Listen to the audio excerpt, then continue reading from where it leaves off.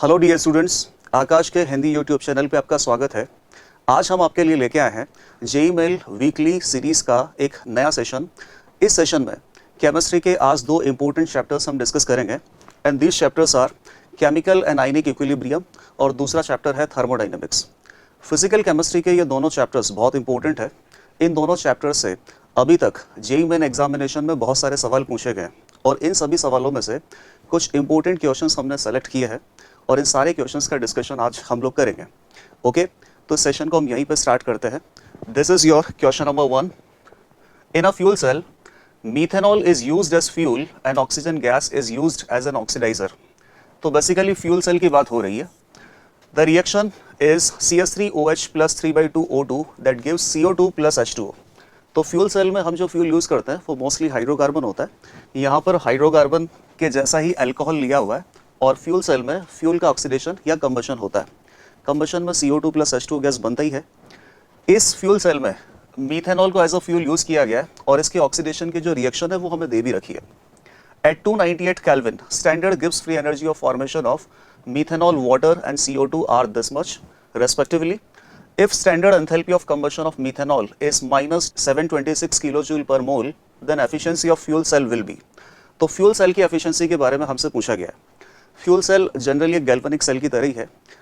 Galvanic cell में एक spontaneous chemical reaction होती है और यहाँ से केमिकल एनर्जी इलेक्ट्रिकल एनर्जी में कन्वर्ट होती है। तो यहाँ पर इस फ्यूल सेल की एफिशिएंसी के बारे में हमसे पूछा गया। तो एफिशिएंसी ऑफ फ्यूल सेल का फॉर्मूला याद कीजिए। एफिशिएंसी ऑफ फ्यूल सेल का फॉर्मूला होता है delta G divided by delta H. इन दोनों के मैग्नीट्यूड का रेशो आपको लेना है। डेल्टा जी यहाँ पे क्या होता है? Work done by the cell. Cell में एक स्पॉन्टेनियस केमिकल रिएक्शन होती है और सेल में जो स्पॉन्टेनियस केमिकल रिएक्शन होगी तो इस सेल रिएक्शन के लिए डेल्टा जी नेगेटिव आएगा और डेल्टा जी का जो मैग्नीट्यूड होता है यही work done by the cell के इक्वल होता है। यहाँ पर इस रिएक्शन में मीथेनॉल के कंबशन पे मैक्सिमम जो हीट या जो मैक्सिमम एनर्जी यहाँ पर रिलीज हो सकती है वो एंथैल्पी चेंज के बराबर होगी, enthalpy of combustion of methanol. तो इन दोनों के रेशो से हमें फ्यूल सेल की एफिशिएंसी मिलेगी। मीथेनॉल के कंबशन की एंथैल्पी हमें दे रखी है 726 किलो जूल पर मोल। इतना एनर्जी मीथेनॉल के कंबशन से रिलीज होगा। हमें पहले ये देखना पड़ेगा कि सेल रिएक्शन के लिए डेल्टा जी की वैल्यू कितनी आएगी। तो डेटा हमें यहाँ पे क्या दे रखा है? Gibbs free energy of formation of methanol, H2O and CO2। Gibbs free energy of formation के डेटास हमें दे रखे हैं।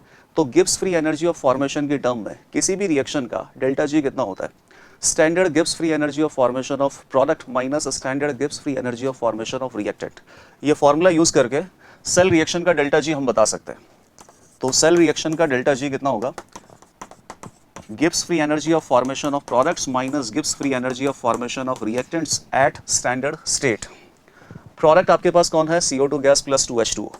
CO2 गैस का 1 मोल है और CO2 गैस का माइनस 394.4 किलो जूल पर मोल। डेल्टा जी F का वैल्यू है प्लस 2 मोल H2O है।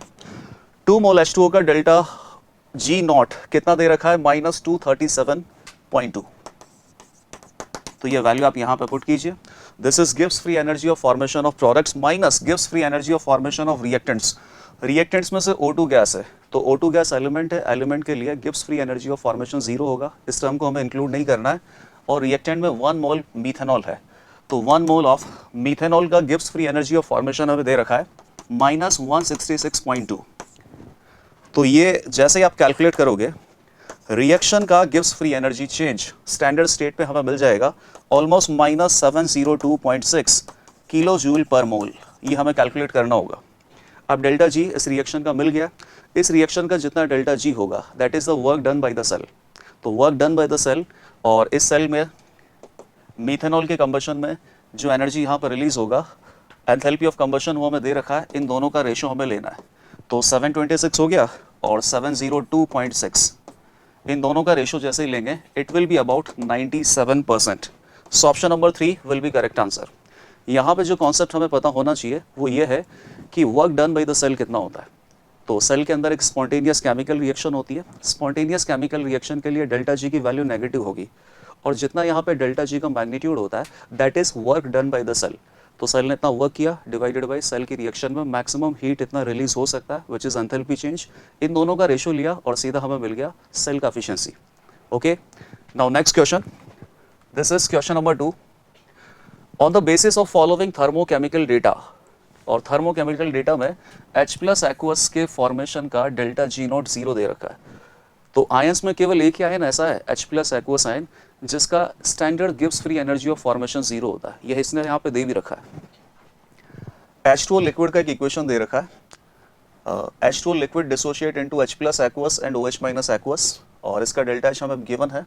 Hydrogen gas plus oxygen gas, यहाँ से H2O लिक्विड बन रहा है, इसका भी डेल्टा H गिवन है। H2O के फॉर्मेशन की इक्वेशन है। H2O में जो एलिमेंट अपने पास है हाइड्रोजन और ऑक्सीजन, तो हाइड्रोजन गैस और ऑक्सीजन गैस से H2O लिक्विड का फॉर्मेशन है।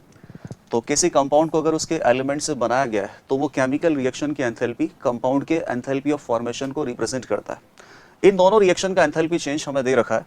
What is the value of enthalpy of formation of OH minus ion, ये हमसे पूछा गया है। Enthalpy of formation of OH minus ion. Okay, तो आपको देखना है कि रिएक्शन नंबर 1 और रिएक्शन नंबर 2 में कहाँ पर OH माइनस आयन का इन्वॉल्वमेंट है। तो अगर आप देखो तो रिएक्शन नंबर 1 में OH माइनस आयन का इन्वॉल्वमेंट है, और इस रिएक्शन नंबर 1 का एंथैल्पी हमें दे रखा है 57.32 किलो जूल। ओके, तो इस फर्स्ट रिएक्शन की जो एंथैल्पी है, फर्स्ट रिएक्शन का जो एंथैल्पी है which is 57.32 kilo joule per मोल, इसको हम और किस तरीके से लिख सकते हैं? किसी भी रिएक्शन की एंथैल्पी को हम कैसे लिख सकते हैं? Enthalpy of formation of product minus enthalpy of formation of reactant. जैसे ही हम इस टर्म में लिखेंगे, यहाँ पर एक टर्म आ जाएगा enthalpy of formation of OH minus ion, क्योंकि OH माइनस आयन यहाँ पे रिएक्शन में इन्वॉल्व है। तो enthalpy of formation of OH minus ion की टर्म जैसे ही आएगी उसकी वैल्यू हम कैलकुलेट कर पाएंगे। कैसे लिखेंगे? Enthalpy of formation of product, enthalpy of formation of products minus enthalpy of formation of reactants at standard state. Assume कर लेते हैं कि डेटा स्टैंडर्ड स्टेट पे ही दे रखा है। प्रोडक्ट में कौन है? H प्लस एक्वस और OH minus aqueous. H plus aqueous ion का एंथैल्पी ऑफ फॉर्मेशन जीरो होता है, तो 1 इंटू जीरो प्लस 1 मोल आयन है OH माइनस आयन के, तो enthalpy of formation of OH minus ion, this data is not given, in fact यही data तो हमें निकालना है। Minus enthalpy of formation of reactant, reactant है 1 मोल वाटर, 1 मोल वाटर का enthalpy of formation second equation represent करता है। तो 1 मोल वाटर का एंथैल्पी ऑफ फॉर्मेशन है -286.20 kilo joule per mole. So enthalpy of formation of product minus enthalpy of formation of reactant is equal to enthalpy of reaction, और इस reaction की enthalpy है 57.32 kilo joule per मोल। इस पूरी equation में एक ही parameter unknown है, which is enthalpy of formation of OH minus ion. जैसे आप इसको सॉल्व करोगे, enthalpy of formation of OH minus ions, ये हमें कितना मिलेगा? माइनस माइनस प्लस हो जाएगा, 286.20 इधर आएगा तो -286.20 हो जाएगा, इसमें से प्लस 57.32 ये हम माइनस करेंगे, सो this will B -228.88 kilo joule per mole. Option number 1 will be correct. एकदम स्टैंडर्ड सवाल था। पहले रिएक्शन में आप देख सकते थे कि आपके पास OH माइनस आयन नाम की स्पीशीज दे रखी है, तो इसी रिएक्शन की एंथैल्पी को एंथैल्पी ऑफ फॉर्मेशन की टर्म में लिख लेते हैं। क्या लिखते हैं? Enthalpy of formation of product minus enthalpy of formation of reactant is equal to enthalpy of this reaction. सारे डेटा हमारे पास से, बस एक डेटा नहीं था, which is enthalpy of formation of OH minus ion. तो एक इक्वेशन था, एक वेरिएबल था, सॉल्व करते आंसर पक्के से आता। Clear? Okay, now moving on to question number 3। For complete combustion of ethanol, ethanol के कंबशन की रिएक्शन भी हमें यहाँ पे दे रखी है। वैसे इथेनॉल के कंबशन की रिएक्शन हम भी लिख सकते हैं, बट इन्होंने दे ही रखा है। For the complete combustion of ethanol, amount of heat produced, exothermic reaction है, as measured in bomb calorimeter. Bomb calorimeter is a type of constant volume calorimeter. तो इथेनॉल के कंबशन से बॉम्ब कैलोरीमीटर में जो heat produce हो रहा है, it is -1364.47 kilo joule per mole at 25 degree centigrade. Assume ideality, enthalpy of combustion for this reaction will be, इस reaction का एंथैल्पी ऑफ कंबशन हमें यहाँ पे पूछा है। इथेनॉल के कंबशन की रिएक्शन है, बॉम्ब कैलोरीमीटर में ये रिएक्शन हो रहा है, तो जो हीट यहाँ पे रिलीज होगी, bomb calorimeter is a type of constant volume calorimeter. Constant volume calorimeter में जो हीट रिलीज होगी उसको आप QV इस तरीके से इंडिकेट कर देते हैं, और कांस्टेंट वॉल्यूम का जो हीट है वो बेसिकली इंटरनल एनर्जी चेंज को रिप्रेजेंट करता है। तो बॉम्ब कैलोरीमीटर के अंदर इथेनॉल की कंबशन की जो रिएक्शन है, इस रिएक्शन से जो हीट प्रोड्यूस होगी वो रिएक्शन के डेल्टा U को रिप्रेजेंट करेगा। तो एकदम स्टैंडर्ड सवाल है, और इस टाइप के सवाल यूँ मान लो बहुत बार पूछे गए कि कोई भी केमिकल रिएक्शन है उसका डेल्टा यू हमें दे रखा है और डेल्टा एच पूछा है।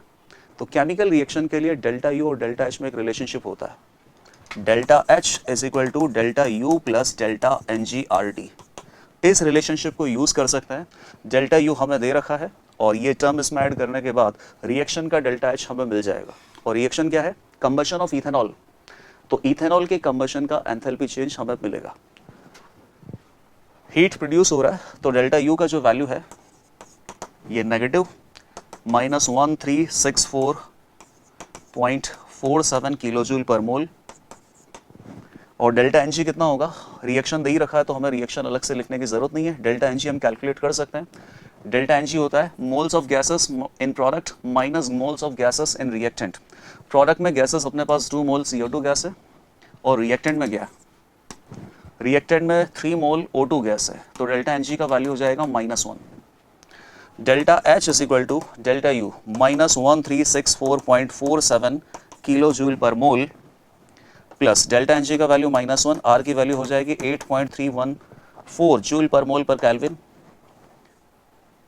मल्टीप्लाइड बाई टेम्परेचर हमें दे रखा है 298। ओके, सो डेल्टा यू का वैल्यू यहाँ पे किलो जूल में है और इसमें ये जो टर्म ऐड करेंगे इससे आपको वैल्यू मिलेगा जूल में।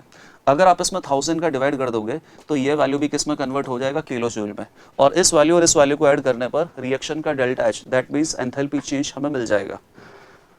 ये भी नेगेटिव में है, ये भी नेगेटिव में टर्म है, इसको आप इसमें से ऐड करोगे ये वैल्यू आएगी about -1366.95 kilo joule per mole. Option number 1 will be correct. So this is a very standard question. Ethanol के कंबशन के रिएक्शन को बॉम्ब कैलोरीमीटर में किया जा रहा है और बॉम्ब कैलोरीमीटर से जो हीट रिलीज होगी वो कांस्टेंट वॉल्यूम पे हीट रिलीज होती है। कांस्टेंट वॉल्यूम पे जो हीट रिलीज होगी उसको डेल्टा यू बोलेंगे। तो कंबशन रिएक्शन के लिए डेल्टा यू हमें दे रखा है और उस समय डेल्टा एच कैलकुलेट करना था। किसी भी केमिकल रिएक्शन के लिए ये जो इक्वेशन है ये सबको पता है, delta H is equal to delta U plus delta n g R T. इसी इक्वेशन का हमें यूज करना था और रिएक्शन का डेल्टा एच हमें पता चल जाता। Okay, now next question, it is question number 4.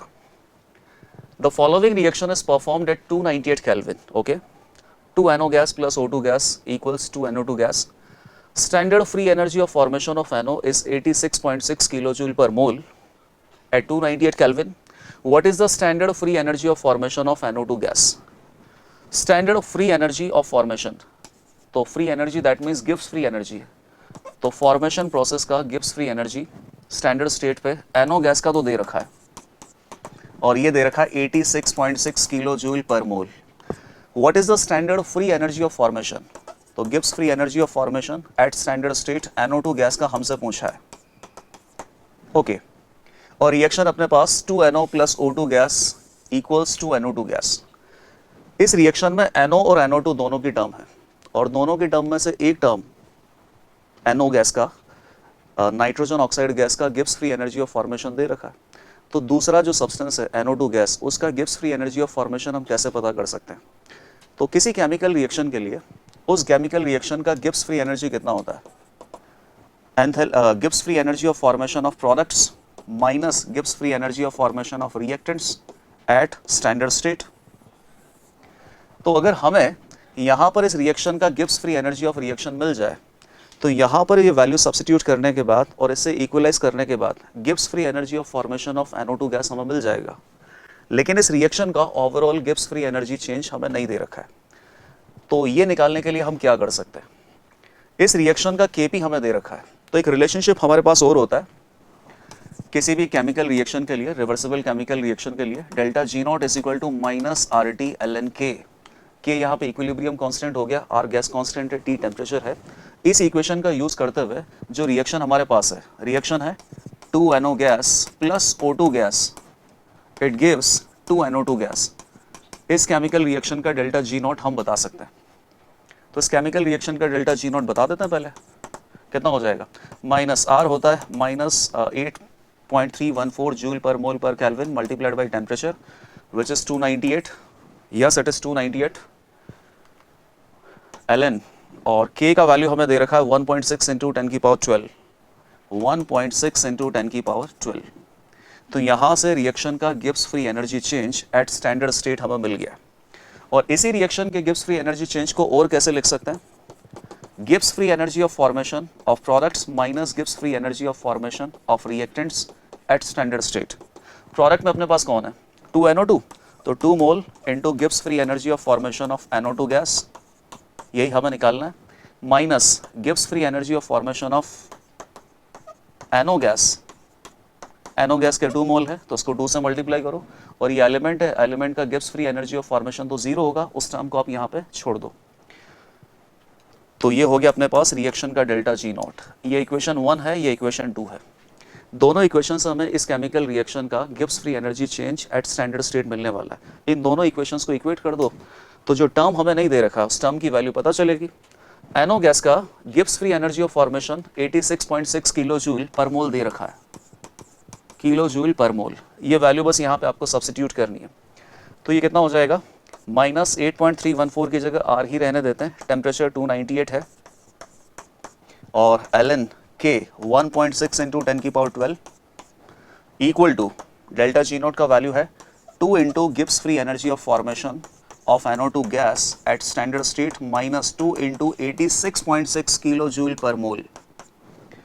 तो जैसे ही आप इस इक्वेशन को सॉल्व करोगे, सॉल्व किस तरीके से करेंगे, ये टर्म इधर आ जाएगा, इसके बाद इधर तो बचेगा twice of Gibbs free energy of formation of NO2 gas. तो जो टर्म इधर होगा उसमें 2 का आपको डिवाइड करना पड़ेगा, उससे आपको मिल जाएगा Gibbs free energy of formation of NO2 gas at standard state. तो ये option number 4 will be correct, option number 4 will be correct. इस इक्वेशन को आप सॉल्व कर देना, ऑप्शन नंबर 4 ही अपने को यहाँ पे मिलेगा। Okay, next question is question number 5। An ideal gas undergoes isothermal compression from 5 meter cube to 1 meter cube against a constant external pressure of 4 Newton per meter square. Ideal gas को isothermally compress किया जा रहा है against a constant external pressure. आप याद रखना जिस भी सवाल में ऐसा टर्म आ जाए against a constant external pressure, that means process is irreversible. तो आइडियल गैस को इरिवर्सिबल आइसोथर्मल प्रोसेस के थ्रू कंप्रेस कर रहे हैं। Next, heat released in this process is used to increase temperature of 1 mole of aluminium. If molar heat capacity of aluminium is 24 joule per mole per Kelvin, then the temperature of aluminium is increased by। तो पहला जो अपना process है ideal gas को isothermally compress करने का, इस process में कुछ हीट रिलीज हो रहा होगा और उसी हीट का यूटिलाइजेशन करेंगे 1 मोल एल्यूमिनियम ब्लॉक के टेम्परेचर को इंक्रीज करने में। तो फाइनली हमसे पूछा गया है कि इस एल्यूमिनियम ब्लॉक का टेम्परेचर कितना इंक्रीज हुआ। तो पहले ये पता करना पड़ेगा कि आइडियल गैस का आइसोथर्मल और कंप्रेशन जो प्रोसेस है इसमें हीट कितना रिलीज हो रहा है। तो हीट रिलीज करने के लिए या हीट की कैलकुलेशन करने के लिए आपको यूज करना पड़ेगा first law of thermodynamics. Process है इरिवर्सिबल आइसोथर्मल कंप्रेशन। तो first law of thermodynamics use करेंगे, इससे आपको पता चलेगा कि इस प्रोसेस में कितना हीट रिलीज हुआ है। Delta U is equal to q plus डब्ल्यू, यह फर्स्ट लॉ ऑफ थर्मोडायनेमिक्स का फॉर्मूला है। डेल्टा यू का वैल्यू कितना होता है NCV delta T. Process isothermal है तो आइडियल गैस में यहाँ पे टेम्परेचर में इंक्रीज या डिक्रीज नहीं होगा, टेम्परेचर का चेंज हो जाएगा 0। और वैसे भी आइसोथर्मल प्रोसेस के लिए इंटरनल एनर्जी चेंज 0 होता है। 0 आप यहाँ पे पुट कर दीजिए, 0 is equal to q plus डब्ल्यू, तो क्यू का वैल्यू हो जाएगा माइनस डब्ल्यू। तो बेसिकली हीट का जो मैग्नीट्यूड होगा इस प्रोसेस में वर्क डन के बराबर ही होगा। आपको पहले देखना पड़ेगा कि प्रोसेस में वर्क डन कितना हुआ है। वर्क डन का formula minus P external dot D. ये फॉर्मूला हम यूज करते हैं जहां पर भी आइडियल गैस कंप्रेशन या एक्सपेंशन की बात आती है। कांस्टेंट एक्सटर्नल प्रेशर है तो वर्क डन यहाँ पे इंटीग्रेशन से बाहर आप लिख दो, dv का इंटीग्रेशन ये डेल्टा v हो जाएगा। एक्सटर्नल प्रेशर कांस्टेंट है, कितना दे रखा है 4 न्यूटन पर मीटर स्क्वायर। वॉल्यूम में चेंज कितना हो गया 5 मीटर क्यूब से 1 मीटर क्यूब, तो फाइनल वॉल्यूम हो गया 1 मीटर क्यूब। इनिशियल वॉल्यूम है 5 मीटर क्यूब, 1 माइनस 5, तो ये चेंज हो जाएगा -4 मीटर क्यूब। तो प्रेशर अपने पास स्टैंडर्ड टर्म में है, स्टैंडर्ड यूनिट में, वॉल्यूम भी स्टैंडर्ड यूनिट में है। न्यूटन पर मीटर स्क्वायर को मीटर स्क्वायर से मल्टीप्लाई करेंगे, ये जूल में आ जाएगा, 4 इंटू 4 16 जूल। वर्क का वैल्यू आ जाएगा प्लस 16 जूल। तो कंप्रेशन प्रोसेस में आइडियल गैस कंप्रेशन में वर्क पॉजिटिव ही होता है, तो वर्क पॉजिटिव 16 जूल आ ही रहा है। हीट का वैल्यू हो जाएगा -16 जूल, और हीट अगर नेगेटिव है मतलब प्रोसेस में हीट रिलीज हो रहा है। अब यहाँ से जो हीट रिलीज होगा इस हीट को एल्यूमिनियम ब्लॉक एब्जॉर्ब करेगा, जिससे कि एल्यूमिनियम ब्लॉक का टेम्परेचर इंक्रीज होगा। नेक्स्ट पेज पे ले लेते हैं इसको। ये एल्यूमिनियम ब्लॉक कंसीडर कर लेते हैं। इस ब्लॉक का जो मास है दैट इज 27 ग्राम, तो मोल में ये 1 मोल हो जाएगा। इसको कितना हीट मिल रहा है 16 जूल, तो उसका टेम्परेचर कितना इंक्रीज होगा। किसी भी सॉलिड या लिक्विड को जनरली हम जब हीट या कूल करते हैं तो हीट का फॉर्मूला क्या अप्लाई करते हैं Q is equal to number of mole into molar heat capacity into temperature change delta T.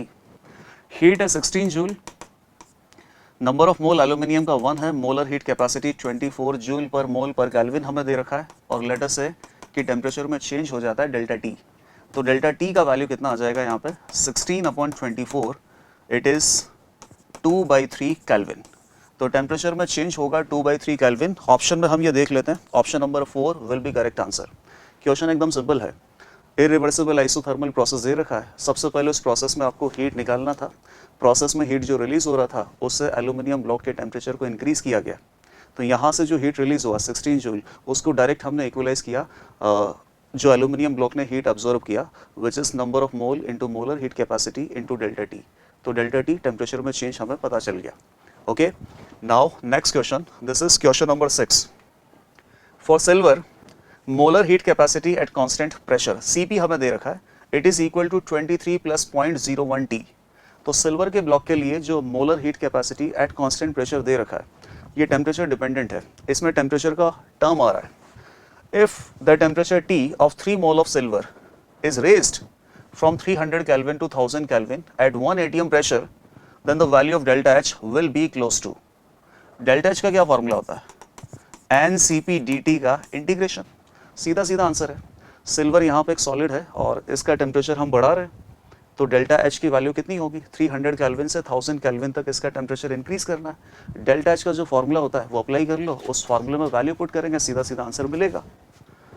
Delta H is equal to number of mole, silver के नंबर ऑफ मोल अपने पास कितने हो गए 3 एक कांस्टेंट है तो बाहर ले आओ।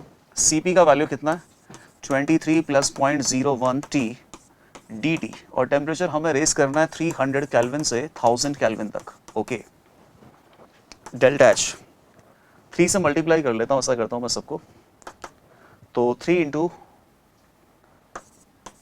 इसको बाहर ही रखते हैं, 23 dt लिमिट 300 केल्विन से 1000 केल्विन तक जाएगी, प्लस 0.01 ये कांस्टेंट होगा, इंटीग्रेशन के अंदर T dt लिमिट 300 केल्विन से 1000 केल्विन तक, और इस पूरी वैल्यू को हमें 3 मोल ऑफ सिल्वर से मल्टीप्लाई करना पड़ेगा। So it is equal to 3 into 23 constant है, dt का इंटीग्रेशन हो जाएगा T, जिसमें लिमिट पुट करेंगे 1000 kelvin to 300 kelvin, okay, plus 0.01 into T dt, T का इंटीग्रेशन कितना हो जाएगा T²/2, लिमिट कहाँ से कहाँ तक 300 से 1000 केल्विन। तो बस अब यहाँ पे लिमिट पुट करना है। So delta H is equal to 3 into 23 1000 kelvin minus 300 kelvin, ये तो हो गया फर्स्ट टर्म। सेकंड टर्म क्या है 0.01 बाहर है, 2 हम कॉमन लेके सामने ले आते हैं, और T² में लिमिट पुट करना है, तो 1000 का स्क्वायर माइनस 300 का स्क्वायर। इस पूरी टर्म को जब हम यहाँ पे कैलकुलेट करेंगे तो ये टर्म अपने पास आ जाएगा 62 किलो जूल के करीब करीब आएगा। तो नियरेस्ट इंटीजर में जो आंसर अपने पास बनेगा इस प्रोसेस में एंथैल्पी चेंज का, that will be 62 kilo joule, and the option that is correct which is option number 3। तो यहाँ पर बस आपको इतना ध्यान रखना था कि डेल्टा H का जो फॉर्मूला है NCP डेल्टा T, बच्चे सीधा सीधा डेल्टा T उसको लिख देते हैं, तो आपको पहले तो उसको NCP dt लिखना है, और फिर देखना है कि यहाँ पे जो सिल्वर का हीट कैपेसिटी है वो टेम्परेचर डिपेंडेंट दे रखा है, टेम्परेचर डिपेंडेंट दे रखा है तो उसको इंटीग्रेशन के अंदर ही प्लेस करके रखना है, और T की जो टर्म है उसका इंटीग्रेशन हमें करना पड़ेगा। उसके बाद लिमिट पुट करना 300 केल्विन से 1000 केल्विन तक, जो भी डेल्टा H की वैल्यू आएगी that will be your correct answer, in this case 62 kilo joule per mole. Okay, now next is question number 7। Question number 7, the process with a negative entropy change, ये तो theoretical सवाल है, process यहाँ पे describe करके दे रखा है, हमें पता करना है कि कहाँ पर एंट्रोपी डिक्रीज होगी। अगर एंट्रोपी डिक्रीज होगी तो एंट्रोपी का चेंज नेगेटिव आ जाएगा। प्रोसेस देख लेते हैं। First, sublimation of dry ice, तो सब्लिमेशन सॉलिड से गैस जाना है, ड्राई आइस किसको बोलते हैं CO2 सॉलिड को, सब्लिमेशन सॉलिड से गैस तक इसका फिजिकल स्टेट चेंज होगा तो गैस के नंबर ऑफ मोल बढ़ेंगे। किसी भी गैस की एंट्रोपी किसी भी सॉलिड के कंपैरिजन में बहुत ज़्यादा होती है, तो गैस के अगर नंबर ऑफ मोल इंक्रीज होंगे मतलब एंट्रोपी इंक्रीज होगा, एंट्रोपी इंक्रीज होगा तो एंट्रोपी का चेंज कितना आएगा, पॉजिटिव। चेंज कितना होता है entropy final minus entropy initial, finally entropy ज़्यादा, इनिशियली एंट्रोपी कम है, क्योंकि finally number of moles of gases increase हो रहे हैं। जहां पर भी मोल्स ऑफ गैसेस इंक्रीज होते हैं एंट्रोपी इंक्रीज होता है, और एंट्रोपी इंक्रीज होगा तो एंट्रोपी का चेंज पॉजिटिव आएगा। सेकंड, तो पहला ऑप्शन तो आंसर नहीं होगा, क्योंकि यहाँ पर एंट्रोपी का चेंज पॉजिटिव है, हमें एंट्रोपी का चेंज नेगेटिव देखना है। Dissociation of calcium sulphate to calcium oxide plus SO3 gas, यहाँ पर जैसे ये वर्ड यूज किया ना डिसोसिएशन, किसी भी सब्सटेंस को अगर डिसोशिएट करेंगे तो एक सब्सटेंस से एक से ज़्यादा सब्सटेंस ही बनेंगे, और ज़्यादा सब्सटेंस अगर बनेंगे तो एंट्रोपी इंक्रीज होगा, अगेन एंट्रोपी का चेंज पॉजिटिव आएगा। वैसे यहाँ पर भी मोल्स ऑफ गैसेस बढ़ रहे हैं, SO3 गैस बन रही है प्रोडक्ट में, तो एंट्रोपी का change positive. Third, synthesis of ammonia from nitrogen and hydrogen, तो नाइट्रोजन गैस होता है, हाइड्रोजन गैस, और इससे सिंथेसिस करना है अमोनिया गैस का। पहले आप इस रिएक्शन को बैलेंस कर लो, यहाँ पे 3 आ जाएगा, 2 आ जाएगा। प्रोडक्ट में गैसेस के मोल कितना है 2, और रिएक्टेंट में गैसेस के मोल कितना है 4, तो 4 मोल ऑफ गैसेस से 2 मोल ऑफ गैसेस जा रहे हैं। गैसेस के नंबर ऑफ मोल डिक्रीज हो रहे हैं, और गैसेस के नंबर ऑफ मोल डिक्रीज होंगे तो एंट्रोपी डिक्रीज होगा, एंट्रोपी का चेंज नेगेटिव आएगा। Option number 3 is your correct answer. एक बार ऑप्शन नंबर 4 भी देख लेते हैं। Dissolution of iodine in water, iodine को वाटर में डिसोल्व करना, तो किसी भी ए सब्सटेंस को किसी भी बी सब्सटेंस में आप डिसोल्व करोगे, यहाँ पर रैंडमनेस बढ़ेगा ही सही। कभी भी डिसोल्यूशन वाली बात हो, डिसोसिएशन वाली बात हो, इन सभी प्रोसेस में एंट्रोपी इंक्रीज होती है। एंट्रोपी इंक्रीज होगा तो एंट्रोपी का चेंज पॉजिटिव आने वाला है। तो ये एकदम आसान सा सवाल था, एकदम थ्योरेटिकल क्वेश्चन। नेक्स्ट क्वेश्चन की तरफ चलते हैं। Question number 7, reaction of cyanamide N2CN solid, okay, with oxygen was run in a bomb calorimeter. Again, bomb calorimeter is a constant volume calorimeter. अब इस प्रोसेस में जो बॉम्ब कैलोरीमीटर के अंदर रिएक्शन होगी, और अगर मान लो इस रिएक्शन में जो हीट रिलीज होती है, तो जो हीट रिलीज होगी वो कांस्टेंट वॉल्यूम पे होगी, because bomb calorimeter is a type of constant volume calorimeter. Constant volume पे जो हीट रिलीज होगी उसको हम क्या बोलते हैं, डेल्टा एच बोलते हैं या डेल्टा यू बोलते हैं। कांस्टेंट वॉल्यूम पे जो हीट रिलीज होती है उसको डेल्टा यू बोलते हैं, internal energy change. The reaction of cyanamide with oxygen gas was run in a constant volume calorimeter, which is bomb calorimeter, and the delta U, इन्होंने तो पहले ही बता दिया डेल्टा यू, हम खुद ही गेस कर लेते हैं कि इसको डेल्टा यू बोलते हैं। Delta U was found to be -742.24 kilojoule per mole, okay. The magnitude of delta H, अब आगे भी पढ़ने की इसको ज़रूरत नहीं है, एकदम स्टैंडर्ड सवाल है। मतलब हर बार जेईई मेन के जितने भी सेशन होते हैं ना, उनमें यूँ मान लो कि सारे एक सेशन में अगर 7-8 पेपर होते हैं तो उनमें मिला के कम से कम 3-4 बार ये सवाल आ ही जाता है कि ये क्या केमिकल रिएक्शन है, इसका डेल्टा यू इतना है, डेल्टा एच आप बताओ, या डेल्टा एच इतना है, डेल्टा यू बताओ। तो फॉर अ केमिकल रिएक्शन सबसे स्टैंडर्ड एक रिलेशनशिप अपने पास है, delta H is equal to delta U plus delta NG/RT। इस इक्वेशन का यूज़ करके हम डेल्टा एच बता सकते हैं। बस इस क्वेश्चन को हम आगे बढ़ लेते हैं। रिएक्शन हमारे पास दे रखी है साइनामाइड के, तो इसके ऑक्सीडेशन की ये रिएक्शन है, जो प्रोडक्ट बन रहे हैं वो सब बना के दे रखे हैं, रिएक्शन को बैलेंस करके दे रखा है, और इस रिएक्शन के लिए डेल्टा एच हमसे पूछा है, और डेल्टा एच का मैग्नीट्यूड आपको केवल बताना है किलो जूल में। तो सेम ही सवाल हो गया, डेल्टा एच बताना, वैल्यू पुट करते हैं। डेल्टा यू कितना हो गया, -742.24 kilo joule per mole plus delta NG। अब देखिए इसमें डेल्टा NG गैसेस के मोल में कितना चेंज हुआ, प्रोडक्ट में गैसेस के मोल कितने हैं, 1 mole nitrogen gas and 1 mole CO2 gas, total 2 mole of gases in the product minus 3/2 mole of gases in the reactant. Cyanamide तो सॉलिड है यहाँ पे, तो डेल्टा NG का जो वैल्यू है ये आ जाएगा 0.5 यहाँ पे सब्सिट्यूट कर दो, 0.5 इंटू R की वैल्यू 8.314 मल्टीप्लाइड बाई टेम्परेचर की वैल्यू कितनी है, रिएक्शन में टेम्परेचर की वैल्यू 298 केल्विन, इन तीनों को मल्टीप्लाई करना है। अब ये डेल्टा एच है यहाँ पे -742.24 किलो जूल में ये टर्म है, ये टर्म अपने पास जूल में होगी तो इसमें 1000 का डिवाइड करना पड़ेगा, 0.5 इंटू 8.314 मल्टीप्लाइड बाई 298 जूल। जैसे ही आप इसमें 1000 का डिवाइड करोगे ये टर्म भी किस में हो जाएगा, किलो जूल में। इस टर्म को इस टर्म में ऐड करेंगे, इस क्वेश्चन का फाइनल आंसर आ जाएगा अपने पास 741 किलो जूल पर मोल। तो एकदम स्टैंडर्ड सवाल था। अभी जैसा हम ये सेशन डिस्कस कर रहे हैं, इसी सेशन में इसी टाइप का क्वेश्चन 2 बार आ चुका है। इससे पहले भी हमने क्वेश्चन में किया था, वहाँ पर भी डेल्टा यू का वैल्यू दे रखा था, डेल्टा एच की वैल्यू हमें कैलकुलेट करनी थी, सेम ये सवाल वापस से आ गया, डेल्टा एच की वैल्यू कैलकुलेट करनी है और delta U of the chemical reaction given है। तो इस क्वेश्चन का करेक्ट आंसर होगा 741 किलो जूल पर मोल, ये इस रिएक्शन का एंथैल्पी है। Okay, next question. So this is question number 9। At 25 degree centigrade 50 gram of iron reacts with HCl to form FeCl2। अब यहाँ पे कोई केमिकल रिएक्शन दे नहीं रखी है, इस केमिकल रिएक्शन को हमें ही बनाना है। The evolved hydrogen gas expends against a constant pressure of 1 bar the work done by the gas during this expansion. Work done यहाँ पे पता करना है। तो आयरन का ब्लॉक है, इसको कंसनट्रेटेड HCl या HCl के सॉल्यूशन के साथ रिएक्शन करवा रहे हैं, FeCl2 बनेगा। साथ ही साथ इस केमिकल रिएक्शन में हाइड्रोजन गैस इवॉल्व होगा, और जो हाइड्रोजन गैस इवॉल्व होगा ये 1 bar ऑफ कांस्टेंट प्रेशर के अगेंस्ट एक्सपेंड हो रहा है। तो ये भी एक स्टैंडर्ड टॉपिक है, थर्मोडाइनेमिक्स में क्लास में हम कवर करते हैं, work done in a chemical reaction.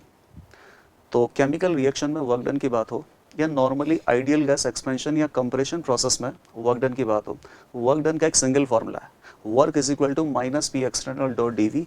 उसी फॉर्मूले को आगे बढ़ाते रहो और उसी फॉर्मूले में फाइनली वैल्यू पुट करने से वर्क डन की वैल्यू आएगी। तो यहाँ पर भी सेम प्रोसेस में अप्लाई करूँगा। एक डायग्राम बना लेते हैं। मान लो कि यहाँ पे HCl का सॉल्यूशन है, इसमें एक आयरन के ब्लॉक को अपन ने पटक दिया है, तो Fe प्लस HCl, इससे क्या बनेगा, FeCl2 plus hydrogen gas. Balance कर लेते हैं, Fe सॉलिड होगा, HCl एक्वस, यहाँ पे 2 लगा दो, FeCl सॉलिड, और वाटर में है तो FeCl2 डिसॉल्व हो जाएगा, तो FeCl2 aqueous plus hydrogen gas. जो हाइड्रोजन गैस यहाँ पे इवॉल्व होगा इस केमिकल रिएक्शन में, मान लो यहाँ पे एक इमेजिनरी बाउंड्री मान लेते हैं। बाहर से कितना प्रेशर लग रहा है, एक्सटर्नल प्रेशर 1 bar, और इसके अगेंस्ट हाइड्रोजन गैस एक्सपेंड हो रहा है। तो हाइड्रोजन गैस एक्सपेंड हो रहा है, एक्सपेंशन वाली प्रोसेस है। एक्सपेंशन वाली प्रोसेस में वर्क डन नेगेटिव आने वाला है। चेक करते हैं कितना वर्क होगा। Work is equal to minus P external dot D. Basic formula यही है, इसी बेसिक फार्मूले का इस्तेमाल करना है। अगर ये फाइनली किसी और फॉर्म में चेंज होता है तो उसको चेंज करके हम देख सकते हैं। एक्सटर्नल प्रेशर आपको कांस्टेंट दे रखा है 1 bar का, तो ये आ जाएगा अपने पास इंटीग्रेशन के बाहर।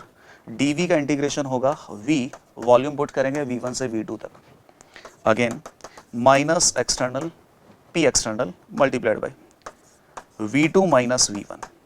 इनिशियली हाइड्रोजन गैस का वॉल्यूम कितना है, 0। इनिशियली हाइड्रोजन गैस है ही नहीं, और फाइनली जो हाइड्रोजन गैस बन गई है ना, वही अपने पास हाइड्रोजन गैस का वॉल्यूम है। तो वर्क डन का ये जो फॉर्मूला कितना हो गया, minus P external into volume of hydrogen gas. External pressure की वैल्यू कितनी है, 1 bar, और हाइड्रोजन गैस का वॉल्यूम। तो पहले आपको देखना पड़ेगा कि हाइड्रोजन गैस के यहाँ पे कितने मोल बने हैं, और हाइड्रोजन गैस के मोल के रेस्पेक्ट में उसका वॉल्यूम हमें निकालना पड़ेगा। आइडियल गैस इक्वेशन भी यहाँ पे लगेगी। जो आयरन का ब्लॉक है ये 50 ग्राम का है, और आयरन का एटॉमिक मास हमें दे रखा 55.85। तो उसके नंबर ऑफ मोल कितने हो जाएंगे, 50 ग्राम डिवाइडेड बाई 55.85, इतने नंबर ऑफ मोल हो जाएंगे इसके। बाकी आप रिएक्शन को देखो, 1 मोल आयरन से 1 मोल हाइड्रोजन गैस बन रहा है, तो जितने आयरन के मोल होंगे हाइड्रोजन गैस के भी सेम ही मोल होंगे। हाइड्रोजन गैस के मोल कितने हो जाएंगे, 50 डिवाइडेड बाई 55.85 मोल्स। और हाइड्रोजन गैस का अगर इतना मोल है तो उसका वॉल्यूम कितना होगा, वो आप PV इक्वल टू nRT से निकाल सकते हो। तो प्रेशर है 1 bar, वॉल्यूम हाइड्रोजन गैस का हमें पता करना है, नंबर ऑफ मोल कितना है, 50 divided by 55.85 multiplied by R की वैल्यू हो जाएगी 0.0821, और टेम्परेचर दे रखा है 298। ये सारी वैल्यू सब्स्टिट्यूट करेंगे। यहाँ से जो भी वॉल्यूम ऑफ हाइड्रोजन गैस आएगा उसको आप यहाँ पे सब्स्टिट्यूट करना, मल्टीप्लाई करना, तो वर्क डन की इस तरीके से यहाँ पर वैल्यू आएगी। वर्क डन का वैल्यू आएगा, ये आएगा 2218 जूल। अगर आप इसे सॉल्व करोगे तो 2018 जूल इस प्रोसेस में वर्क डन आएगा। जूल में स्टैंडर्ड आंसर आना ही है। वॉल्यूम बस आप देखना कि यहाँ पे जो लीटर में आएगा ना, उस वॉल्यूम को आपको मीटर क्यूब में कन्वर्ट करके पुट करना है। वॉल्यूम को मीटर क्यूब में आप कैसे पुट कर सकते हो, वॉल्यूम को मीटर क्यूब में कैसे पुट कर सकते हैं, जैसे कि वॉल्यूम अपने पास लीटर में कितना आ सकता है, अगर 1 लीटर है तो मीटर क्यूब हो जाएगा 1/1000 मीटर क्यूब। वैसे भी अगर ये कन्वर्जन नहीं करोगे तो भी आप इसको इस तरीके से अप्रोच कर सकते हो, volume of hydrogen gas is this much divided by 1 bar। इस वैल्यू को यहाँ पे पुट करोगे तो 1 bar से 1 bar कैंसिल हो जाएगा, तो वैसे कोई ज़रूरत पड़ेगी नहीं, बट इसको आप फर्दर कैलकुलेट करोगे तो 2218 जूल इस प्रोसेस में वर्क डन होगा। तो एकदम स्टैंडर्ड सवाल है, क्लास में आपको करवाया जाता है। इस टॉपिक का नाम होता है work done in a chemical reaction. तो चाहे केमिकल रिएक्शन हो, चाहे किसी आइडियल गैस का एक्सपेंशन या कंप्रेशन हो, वर्क डन का तो एक ही फॉर्मूला है, W is equal to minus P external dot D V. यहाँ पर एक्सटर्नल प्रेशर कांस्टेंट था, उसको इंटीग्रेशन के बाहर ले गए और फिर फॉर्मूले को आगे बढ़ाते हुए चले गए। तो क्वेश्चन का आंसर हो गया 2218 जूल। अब अगले सवाल पे चलते हैं। सो this is question number 10। Born Haber cycle के बारे में दे रखा है। Born Haber cycle for KCl is evaluated from the following data. Okay, KCl के फॉर्मेशन का एंथैल्पी हमें दे रखा है minus 436.7 kilo joule per mole, ये 436 है। Enthalpy of formation of KCl at standard state 436.7 kilo joule per mole, negative में है। और यहाँ पे बहुत सारी एंथैल्पी दे रखी है, जैसे कि enthalpy of sublimation of potassium, enthalpy of ionization of potassium, electron gain enthalpy of chlorine gas and bond dissociation enthalpy of chlorine gas. बहुत सारी एंथैल्पीज हमें यहाँ पे दे रखी है। फाइनली हमें पता क्या करना है, lattice enthalpy of KCl, lattice enthalpy of KCl आपको पता करना है एट स्टैंडर्ड स्टेट। तो लैटिस एंथैल्पी अगर हमें पता करना है और enthalpy of formation of KCl हमें दे रखा है, तो KCl के फॉर्मेशन की हम इक्वेशन लिखेंगे और उस इक्वेशन को स्टेप बाय स्टेप इवैल्यूएट करेंगे कि KCl के फॉर्मेशन में किस तरीके से अलग अलग प्रोसेसेस हुई होंगी। तो इसके लिए बॉर्न हैबर साइकिल हम इस तरीके से डिज़ाइन कर सकते हैं। सबसे पहले तो आप ये देखिए कि KCl बनेगा कैसे, इसके एलिमेंट से। अगर आप इसके फॉर्मेशन की इक्वेशन लिखना चाहें तो KCl में एलिमेंट कौन है, पोटेशियम और क्लोरीन। पोटेशियम का स्टैंडर्ड स्टेट क्या होता है, पोटेशियम सॉलिड, और क्लोरीन का स्टैंडर्ड स्टेट क्या होता है, Cl2 गैस। बैलेंस कर लो, हाफ Cl2 हो जाएगा, तो KCl यहाँ पे बैलेंस हो गया। अब KCl सॉलिड में क्या क्या प्रेजेंट होता है, K प्लस आयन और Cl माइनस आयन। तो अल्टीमेटली KCl अगर बनाना है तो K प्लस आयन और Cl माइनस आयन बनना चाहिए। पोटेशियम और क्लोरीन से आप K प्लस और Cl माइनस आयन तक कैसे पहुंचोगे, क्या करना पड़ेगा, सबसे पहले K सॉलिड को K गैस में पहुंचाना पड़ेगा। इसके लिए enthalpy of sublimation of potassium use होगा। इसके बाद पोटेशियम में से एक इलेक्ट्रॉन हटाएंगे तो आयोनाइजेशन एंथैल्पी यूज होगा। पोटेशियम में से एक इलेक्ट्रॉन हटाएंगे तो किसमें कन्वर्ट हो जाएगा, K plus gas. Ionisation enthalpy of potassium ये यूटिलाइज होगा। तो K प्लस अपने पास आ चुका है। अब Cl माइनस की चिंता करते हैं। Cl2 में जो बॉन्ड है, सबसे पहले उस बॉन्ड को डिसोशिएट करेंगे, तब जाके हमें Cl गैसियस एटम मिलेगा। इसके बॉन्ड को डिसोशिएट करेंगे तो हमें 2 Cl गैसियस एटम मिलेंगे। फिलहाल हमें एक ही Cl गैसियस एटम चाहिए। तो जो भी यहाँ पर बॉन्ड डिसोशिएशन एंथैल्पी होगी Cl2 गैस का, उसका हम केवल हाफ यूटिलाइज करेंगे। मतलब बॉन्ड डिसोशिएशन एंथैल्पी जो होगी वो तो फुली यूटिलाइज होगी, लेकिन उससे 2 क्लोरीन गैसियस एटम मिलेंगे। तो अगर एक क्लोरीन गैसियस एटम आपको लेना है तो इस बॉन्ड डिसोशिएशन एंथैल्पी का हाफ यूज करना है केवल। अब क्लोरीन गैस से क्या बनाना है, क्लोरीन माइनस गैस। तो क्लोरीन जो गैसियस एटम है वो एक इलेक्ट्रॉन को एक्सेप्ट करेगा। Electron gain process, electron gain process में जो एनर्जी रिलीज होती है उसको बोलते हैं इलेक्ट्रॉन गेन एंथैल्पी। तो यहाँ पे जो टर्म आएगी that is electron gain enthalpy of chlorine. K plus और Cl माइनस बन चुका है। अब K प्लस और Cl माइनस जैसे ही कंबाइन होंगे KCl के लैटिस का फॉर्मेशन होगा, और लैटिस का फॉर्मेशन होगा तो इस प्रोसेस में एनर्जी रिलीज होगी। अगर हम लैटिस को ब्रेक डाउन करते तो वहाँ पर हमें एनर्जी देना पड़ता। फिलहाल यहाँ पे K प्लस गैस और Cl माइनस गैस मिलके KCl सॉलिड बना रहे, तो लैटिस के फॉर्मेशन में तो एंथैल्पी नेगेटिव आएगा, प्रोसेस एक्सोथर्मिक होगी, हीट रिलीज होगी। जो भी हीट रिलीज होगी, जो भी एंथैल्पी होगी, उसको क्या बोलेंगे, lattice enthalpy of KCl solid. Okay, तो हेस लॉ की एप्लीकेशन अब कर देते हैं। ये प्रोसेस चाहे एक स्टेप में हो, चाहे इन सभी मल्टीपल स्टेप में हो, तो मल्टीपल स्टेप में होगा चाहे एक स्टेप में होगा, एंथैल्पी चेंज दोनों तरीके से सेम ही आएगा।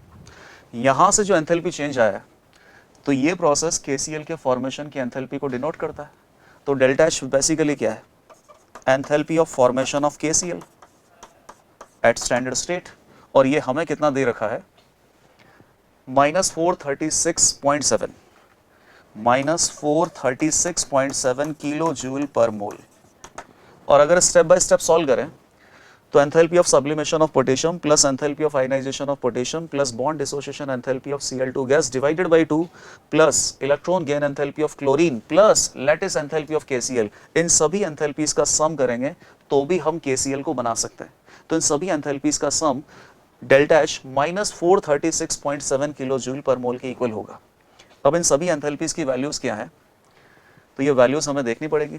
सब्लिमेशन का एंथैल्पी है 89.2, आयोनाइजेशन का एंथैल्पी है 419।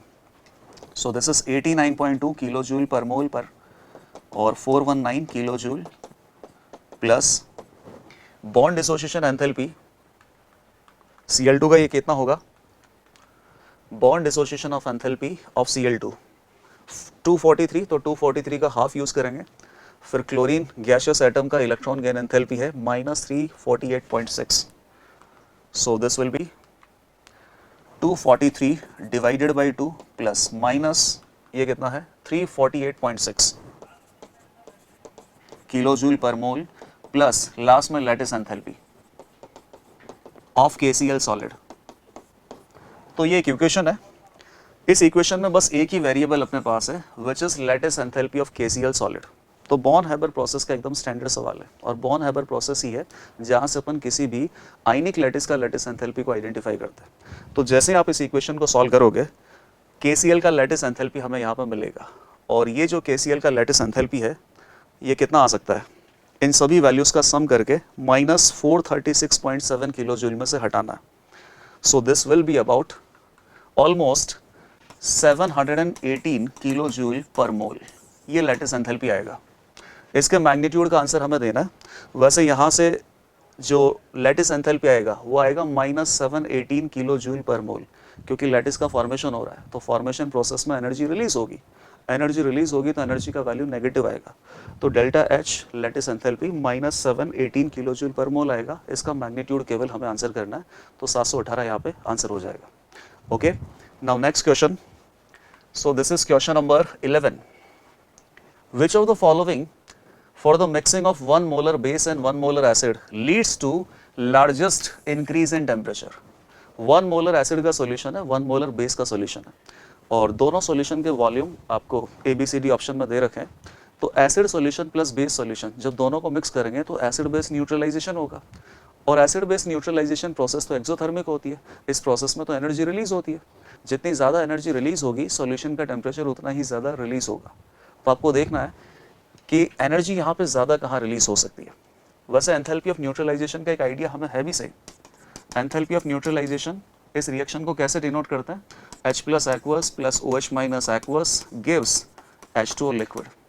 1 mole of H plus 1 mole of OH minus forms 1 mole of water. और इस न्यूट्रलाइजेशन प्रोसेस में हमें एग्जैक्टली डेटा भी पता है। इस रिएक्शन का एंथैल्पी ऑफ न्यूट्रलाइजेशन होता है -57.1 किलो जूल पर मोल। अगर 1 mole of H plus 1 mole of OH minus react करके 1 मोल ऑफ लिक्विड वाटर बनाते हैं तो यहाँ पर 57.1 किलो जूल पर मोल एनर्जी रिलीज होता है। वैसे अगर मान लो कि 2 मोल H प्लस और 2 मोल OH माइनस हो तो फिर डबल यहाँ पे एनर्जी रिलीज होगा। सिमिलरली अगर 3 मोल H प्लस और 3 मोल OH माइनस हो, 3 टाइम्स न्यूट्रलाइजेशन, तो ट्रिपल यहाँ पे एनर्जी रिलीज होगा 57.1 का 3 टाइम्स। तो आपको देखना है कि यहाँ पर एसिड बेस न्यूट्रलाइजेशन में सबसे ज़्यादा एसिड और सबसे ज़्यादा बेस का न्यूट्रलाइजेशन हो कहाँ पे रहा है। सारे सॉल्यूशन 1 मोलर हैं और सभी सॉल्यूशन का वॉल्यूम आपको दे रखा है। तो जैसे मान लो फर्स्ट ऑप्शन को देखें तो फर्स्ट ऑप्शन में CH3COOH, एसिड की मोलरिटी तो 1 मोलर है ही सही, बेस की मोलरिटी भी 1 मोलर है। वॉल्यूम बस आप देखो, वॉल्यूम को मोलरिटी से मल्टीप्लाई करोगे तो आपको क्या मिल जाएगा, CH3COOH एसिड के 30 × 1 30 मिलीमोल प्लस बेस अपना हो जाएगा 30 × 1, इसका भी हो जाएगा 30 मिलीमोल, 30 मिलीमोल NaOH। तो 30 मिलीमोल NaOH और 30 मिलीमोल ऑफ CH3COOH। इस रिएक्शन को अगर आप बैलेंस भी करोगे ना तो आपको पता चल जाएगा कि एग्जैक्टली 30 मिलीमोल NaOH को 30 मिलीमोल CH3COOH की रिक्वायरमेंट है। कैसे, NaOH में एक ही OH माइनस है और CH3COOH में एक ही H प्लस रिलीज होगा, तो इसके 1 OH माइनस को इसका 1 H प्लस कंज्यूम करेगा। दोनों में से 1 H प्लस और 1 OH माइनस ही मिल रहा है, तो इसका 30 मिलीमोल इसके 30 मिलीमोल को कंप्लीटली कंज्यूम करेगा। तो 30 मिलीमोल के हिसाब से यहाँ पर एंथैल्पी ऑफ न्यूट्रलाइजेशन आएगा। इसी तरीके से आपको बाकी सभी ऑप्शन में चेक करना है कि कहाँ पर मैक्सिमम H प्लस और OH माइनस के बीच में न्यूट्रलाइजेशन हो रहा है। सेकेंड ऑप्शन में क्या है, 45 मिलीलीटर, तो ये हो जाएगा 45 × 1 मोलारिटी के सॉल्यूशन है, 45 millimole of acid and 25 millimole of base. तो 25 विल कंज्यूम 25, जबकि यहाँ पे 30 मिलीमोल एसिड बेस में रिएक्शन हो रही है, तो यहाँ पर जो हीट है वो ज़्यादा रिलीज होगी और सेकंड वाले ऑप्शन में हीट कम रिलीज होगी। यहाँ पे 25 millimole OH minus will consume 25 millimole of H plus, वहाँ पे 30 millimole of OH minus will consume 30 millimole of H plus. तो यहाँ पर OH माइनस और H प्लस के बीच में ज़्यादा नंबर ऑफ मोल न्यूट्रलाइजेशन हो रहा है, इसीलिए हीट ज़्यादा रिलीज होगी। तो फर्स्ट ऑप्शन के कंपैरिजन में सेकंड ऑप्शन तो आंसर हो नहीं सकता। बाकी के ऑप्शन भी एक्सप्लोर कर लेते हैं। 30 मिलीलीटर सॉल्यूशन का वॉल्यूम है, मोलरिटी 1 है, तो 30 इंटू 1 30 मिलीमोल HCl और 30 मिलीमोल ही NaOH आ जाएगा। तो फर्स्ट और थर्ड में ऑलमोस्ट इक्वल आ रहा है। यहाँ पर एसिड और बेस दोनों के मोल कितना है, 30 मिलीमोल, लेकिन यहाँ पर CH3COOH वीक एसिड है और यहाँ पर स्ट्रॉन्ग एसिड है। स्ट्रॉन्ग एसिड के साथ बेस का जो न्यूट्रलाइजेशन होगा वहाँ पर हीट ज़्यादा रिलीज होगी। So option number third will be correct. एक मिनट, ऑप्शन नंबर 4 भी देख लेते हैं। HCl कितना होगा, 50 into 1 50 millimole of HCl and 20 into 1 20 millimole of NaOH। तो यहाँ पे 20 मिलीमोल OH माइनस है, 50 मिलीमोल H प्लस है। 20 millimole OH minus 20 millimole H plus को ही कंज्यूम करेंगे, बाकी जो एक्सेस में HCl दे रखा है उसका कोई काम नहीं है। तो सबसे ज़्यादा जो न्यूट्रलाइजेशन हो रहा है H प्लस आयन और OH माइनस आयन के बीच में, वो थर्ड ऑप्शन में हो रहा है। 30 millimole of H plus ion and 30 millimole of OH minus ion are neutralising to form 30 millimole of water. तो सबसे ज़्यादा हीट यहीं पर रिलीज होगा और इसी हीट की वजह से सॉल्यूशन का जो टेम्परेचर है वो सबसे ज़्यादा इंक्रीज भी होगा। So option number 3 is correct. Okay, now we move on to question number 12. So this is 2O3 gas that gives 3O2 gas. Ozone के डीकम्पोजिशन की रिएक्शन है 300 केल्विन पे। Ozone is 50% dissociated. Okay, standard free energy change at this temperature, standard free energy change delta G not आपसे पूछा है। तो ये तो केमिकल इक्विलिब्रियम और थर्मोडायनेमिक्स दोनों के यहाँ पे यूज होने वाला है। डेल्टा G नॉट हमें पूछा है और एक केमिकल रिएक्शन दे रखी है।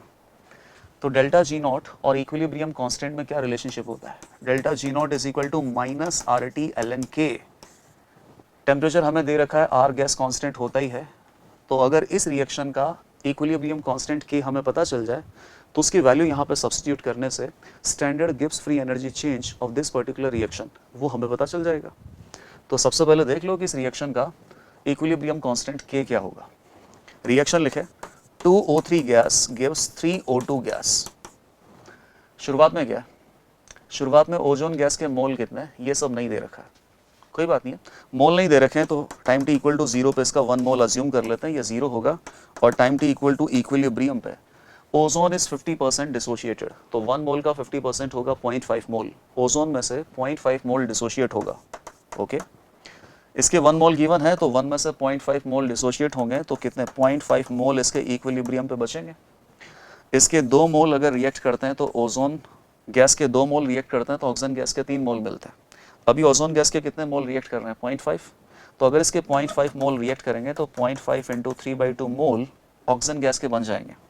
कितना हो जाएगा ये 0.75 मोल इक्विलिब्रियम पर ऑक्सीजन गैस के प्रेजेंट होंगे और 0.5 मोल ओजोन गैस के इक्विलिब्रियम पे प्रेजेंट होंगे। दोनों के मोल हमें पता चल गए, दोनों गैसियस हैं। इक्विलिब्रियम कांस्टेंट K जब हम निकालेंगे तो गैसियस चीज़ों के लिए एक्टिविटी क्या पुट करते हैं, पार्शियल प्रेशर। और जब पार्शियल प्रेशर पुट करेंगे तो equilibrium constant K basically Kp को डिनोट करेगा। एक बार ये भी देख लो, इस इक्वेशन में सारी टर्म्स गैसियस है, तो सभी टर्म्स के लिए जो एक्टिविटी हमें पुट करनी पड़ेगी वो गैसेस का पार्शियल प्रेशर। और जब सभी टर्म्स के लिए गैसेस का पार्शियल प्रेशर पुट करना पड़ेगा तो इक्विलिब्रियम कांस्टेंट Kp हो जाएगा। इक्विलिब्रियम कांस्टेंट K लिखो, Kp लिखो, बात एक ही है। क्या आएगा, partial pressure of oxygen gas raise to power 3 divided by partial pressure of ozone gas raise to power 2। तो हर किसी गैस का पार्शियल प्रेशर पुट करना है और इन गैसेस के नंबर ऑफ मोल इक्विलिब्रियम पे हमें पता चल गया। इक्विलिब्रियम पे टोटल प्रेशर 1 atm दे रखा है, तो टोटल प्रेशर अगर 1 atm है और सभी गैसेस के मोल पता है तो सभी गैसेस का इंडिविजुअली प्रेशर कैसे निकालेंगे, डाल्टन्स लॉ को अप्लाई करके। डाल्टन्स लॉ क्या बोलता है कि टोटल प्रेशर को किसी गैस के मोल फ्रैक्शन से मल्टीप्लाई कर दो, गैस का पार्शियल प्रेशर आ जाएगा। तो ओजोन गैस और ऑक्सीजन गैस का पहले मोल फ्रैक्शन पता कर लेते हैं। ओजोन गैस है 0.5 मोल और ऑक्सीजन गैस है 0.75 मोल, तो टोटल गैसेस के मोल अपने पास कितने हो जाएंगे 0.5 प्लस 0.75, इन दोनों का सम कर देंगे तो 1.25 मोल गैसेस हैं। और इस गैस के मोल में इसके total number of moles of gases का डिवाइड करोगे तो इसका मोल फ्रैक्शन आ जाएगा। कितना आ जाएगा ये 0.4। तो अगर ओजोन गैस का मोल फ्रैक्शन 0.4 है तो ऑक्सीजन गैस का मोल फ्रैक्शन कितना हो जाएगा 0.6। इनफैक्ट इस रिएक्शन मिक्सचर में 2 ही तो गैसेस हैं, इसका मोल फ्रैक्शन 0.4 है तो ऑक्सीजन गैस का मोल फ्रैक्शन 0.6 आना ही है। दोनों के मोल फ्रैक्शन पता चल गए तो दोनों गैसों का पार्शियल प्रेशर कितना होगा, ओजोन गैस का पार्शियल प्रेशर, ऑक्सीजन गैस का partial pressure, mole fraction of ozone gas multiplied by total pressure. Total pressure है 1 atm, ओजोन गैस का मोल फ्रैक्शन है 0.4 और 1 atm मल्टीप्लाइड बाई इसका है 0.6, तो 0.4 atm प्रेशर हो गया, 0.6 atm प्रेशर इसका हो गया। Equilibrium constant Kp, partial pressure of oxygen gas raised to power 3 divided by partial pressure of ozone gas raised to power 2।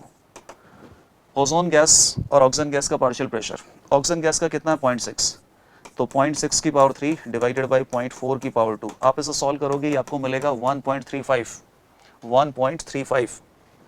और आप ये देखिए सवाल में ln 1.35 की वैल्यू हमें दे रखी है, तो ये जो ln 1.35 है ये हमें यूटिलाइज हो जाएगा। Kp का वैल्यू अभी निकाला हमने, कितना निकला है 1.35, बस यहाँ पे वैल्यू सब्स्टिट्यूट कर दो, तो डेल्टा जी नॉट की वैल्यू कितनी हो जाएगी, माइनस आर कितना है 8.3, टेम्परेचर कितना दे रखा है 300 kelvin, multiplied by 8.3 joule per mole पर केल्विन होता है, तो जो भी डेल्टा जी नॉट है वो अपने पास जूल में आएगा। ln और k का वैल्यू है 1.35, ln 1.35 हम यहाँ पे 0.3 यूटिलाइज करेंगे, तो डेल्टा जी नॉट यहाँ पे लिख देता हूँ, कितना आ जाएगा minus 8.314 multiplied by 300 multiplied by 0.3, इन तीनों को मल्टीप्लाई करेंगे तो डेल्टा जी नॉट 8.314 नहीं, इसको बस 8.3 कर लेते हैं, ये 900 हो जाएगा। नेक्स्ट पेज पे ले लेता हूँ, 900 into 8.3, delta G naught is equal to 900 sorry minus 8.3 into 300 into 0.3, so ये 900 that means 90 into 8.3,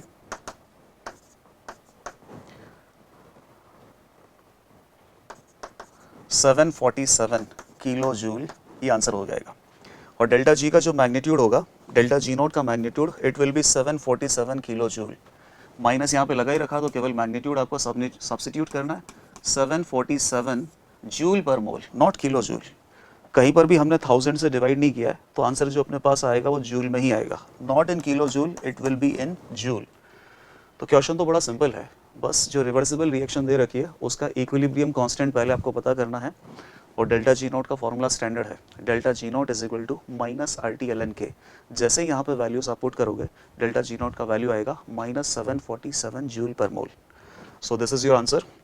now next question is question number 13। Equilibrium constant at 298 kelvin for a reaction is this much.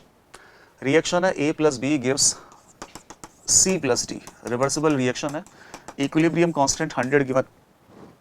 If the initial concentration of all 4 species were 1 molar each, initial concentration भी दे रखा है, then the equilibrium concentration of D will be, initial concentration given है, equilibrium पे concentration हमसे पूछा है, तो chemical equilibrium chapter का एकदम स्टैंडर्ड सवाल यही होता है, इनिशियल कॉन्सेंट्रेशंस आपको गिवन होती है, फिर आप अज्यूम करते हो कि लेटर से कि इक्विलिब्रियम पे इसका x मोल या इसका y मोल डिसोशिएट हो गया होगा, तो अकॉर्डिंगली आप प्रोडक्ट के कितने मोल बन गए होंगे, तो x और y के टर्म में इक्विलिब्रियम कॉन्सेंट्रेशंस रिएक्टेंट और प्रोडक्ट की हम लिख लेते हैं, उससे इक्विलिब्रियम कांस्टेंट के एक्सप्रेशन में पुट करते हैं, और इक्विलिब्रियम कांस्टेंट जो हमें दे रखा होता है उसके साथ इक्वलाइज करने पर सभी रिएक्टेंट और प्रोडक्ट का इक्विलिब्रियम कॉन्सेंट्रेशंस हमें पता चलता है। इक्विलिब्रियम कांस्टेंट दे रखा है, इक्विलिब्रियम कॉन्सेंट्रेशंस हमें पता करनी है। टाइम टी इक्वल टू 0, सभी की कॉन्सेंट्रेशंस कितनी है 1 मोलर।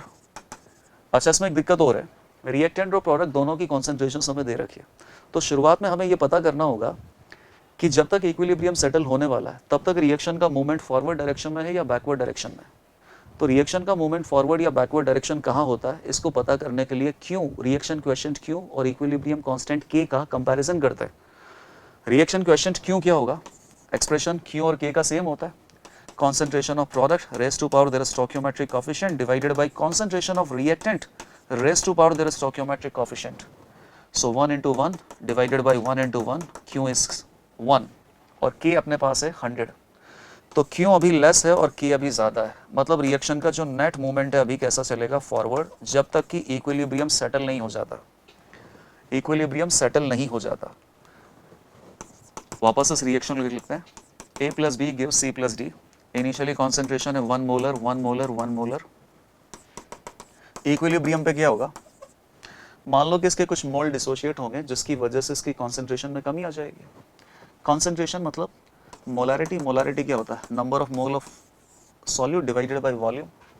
तो अगर मान लो मोलारिटी और नंबर ऑफ मोल दोनों डायरेक्टली प्रोपोर्शनल है, नंबर ऑफ मोल इंक्रीज करेंगे तो मोलारिटी भी इंक्रीज करेगा, नंबर ऑफ मोल डिक्रीज करेंगे तो मोलारिटी भी डिक्रीज करेगा, प्रोवाइडेड दैट सॉल्यूशन का वॉल्यूम कांस्टेंट होना चाहिए।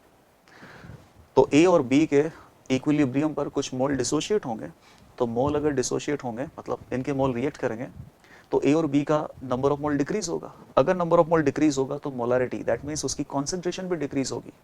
तो आप सीधा यहाँ पे कॉन्सेंट्रेशन को डिक्रीज कर लेते हैं। माना कि इसमें से कुछ मोल रिएक्ट किए जिसकी वजह से इसकी एक्स कॉन्सेंट्रेशन डिक्रीज हो गई, इसका जितना मोल रिएक्ट करेगा इसका भी सेम ही मोल रिएक्ट करेगा, दोनों के सामने स्टोइकियोमेट्रिक कोएफिशिएंट 1 है, तो इसमें से भी एक्स मोलारिटी या एक्स कॉन्सेंट्रेशन इसका डिक्रीज हो जाएगा, और 1 से 1 ये बनता है। तो x अगर इसका डिक्रीज हो रहा है, x अगर इसका रिएक्ट कर रहा है तो इसका कितना बनेगा, x बनेगा, x बनेगा। और पहले से आपको कितना दे रखा है, 1 मोलर, 1 मोलर, तो इक्विलिब्रियम पे ये हो जाएगा 1 + x, ये भी कितना हो जाएगा 1 + x। ये डायरेक्ट मैंने इनकी मोलारिटी ही यहाँ पे लिख लिया। अब इक्विलिब्रियम कांस्टेंट k का फॉर्मूला लगा दो, c की पावर 1 d की पावर 1 डिवाइडेड बाई a का पावर 1 और b का power 1, concentration of product divided by concentration of reactant raised to power stoichiometric coefficient। क्या हो गया इनकी concentrations, 1 + x into 1 + x, तो ये हो जाएगा 1 + x का स्क्वायर, और ये हो जाएगा 1 - x into 1 - x, उसका भी स्क्वायर हो जाएगा। और इक्विलिब्रियम कांस्टेंट कितना दे रखा है, 100। इसका रूट ले लेंगे तो 1 + x डिवाइडेड बाई 1 - x, ये हो जाएगा 10। ये वैल्यू पॉजिटिव होगी ना, रूट लेंगे तो +- 10 कुछ भी आ सकता है। x एक पॉजिटिव वैल्यू है, इसमें से कुछ कम ही हो रहा है, तो 1 + x एक पॉजिटिव वैल्यू होगी, और ये भी एक पॉजिटिव वैल्यू है, x 1 से ज़्यादा तो हो नहीं सकता, दो पॉजिटिव वैल्यू का डिवाइड करेंगे तो पॉजिटिव वैल्यू आएगी। तो यहाँ पर जो रूट लेंगे, रूट 100, तो वो पॉजिटिव 10 ही आपको लिखना है। कितना हो जाएगा ये सॉल्व करने पर, 10x 10 - 10x is equal to 1 + x, so it is 11x is equal to 9, x is equal to 9/11। ये आंसर हो गया। अब आंसर हमें बताना गया है equilibrium concentration of D, equilibrium concentration of D कितना लिया है, 1 + x। तो equilibrium concentration of D 1 + x है, तो 1 में x की वैल्यू आप ऐड कर दो, 9/11, ये हो जाएगा 11 + 9 20/11, it will be about 1.818 molar. So option number second will be correct. एकदम आसान सा ही सवाल था। इक्विलिब्रियम पे बस आपको अज्यूम करना था कि ए और बी में से लेट अस से कि इनका x कॉन्सेंट्रेशन डिक्रीज हो जाता है तो C और D का x कॉन्सेंट्रेशन इंक्रीज हो जाता है। लेकिन उसके पहले ये पता करना था Q और K को कंपैरिजन करके कि जब तक इक्विलिब्रियम सेटल होने वाला है तब तक रिएक्शन फॉरवर्ड डायरेक्शन में चल रहा है। अगर मान लो ऐसे रिएक्शन बैकवर्ड डायरेक्शन में चलता तो उस केस में C और D में से 1 में से x मोलर कॉन्सेंट्रेशन अगर डिक्रीज होता तो फिर A और B की इंक्रीज होती, ए और बी का x और x बनता, तो ए और बी को पुट करना पड़ता 1 + x 1 + x, और c और d हो जाता 1 - x 1 - x। लेकिन ऐसा केस आया नहीं, फिलहाल रिएक्शन फॉरवर्ड में चल रहा है। क्वेश्चन हमने सॉल्व कर लिया है, option number 2 is correct. Now next is question number 14। Standard Gibbs free energy change, standard Gibbs free energy change delta G not at 300 Kelvin for this reaction is this much. At a given time, composition of reaction mixture is ए और B और सी तीनों का मोल हमें दे रखा है, अच्छा मोल नहीं, मोलर कॉन्सेंट्रेशन ही दे रखी है। द रिएक्शन प्रोसीड्स इन, आपको ये पता करना है कि रिएक्शन कौन सी डायरेक्शन में प्रोसीड कर रही है। तो रिएक्शन कौन सी डायरेक्शन में प्रोसीड करेगी इक्विलिब्रियम आने तक, ये हम कैसे पता करते हैं, क्यू और के को कंपेयर करके। इससे पिछले वाला सवाल भी ऐसा ही था। तो आपको क्यू और के को कंपेयर करना है, बस क्यू और के को कंपेयर करना है, क्यू और के को कंपेयर करना है। किसी भी गिवन टाइम पे कॉम्पोजिशन आपको दे रखा ए और बी और सी का, तो गिवन टाइम पे ए बी सी का कॉम्पोजिशन दे रखा है, तो हम रिएक्शन क्वेश्चन क्यों तो निकाल सकते हैं। क्यों निकाल लेंगे, उसके बाद के साथ कंपेयर करना पड़ेगा। सवाल में के कहीं नहीं दे रखा है, लेकिन सवाल में डेल्टा G नोट जरूर दे रखा है। तो डेल्टा G नोट का यूटिलाइजेशन करके पहले इक्विलिब्रियम कांस्टेंट के निकालेंगे और फिर के और क्यू को कंपेयर करने वाले हैं। देख लेते हैं, क्यों निकाल लेते हैं पहले। क्यों कितना होगा रिएक्शन के अनुसार, concentration of B power 1 concentration of C power 1 divided by concentration of A power 2। B और C का कॉन्सेंट्रेशन कितना है, 2 × 1/2 डिवाइडेड बाई A की कॉन्सेंट्रेशन है 1/2, स्क्वायर हो जाएगा ये से एक बार कट गया, 2 पर जाएगा, 2 × 2 4 हो जाएगा Q। K निकालने के लिए डेल्टा G नॉट वाला रिलेशनशिप यूज करना पड़ेगा।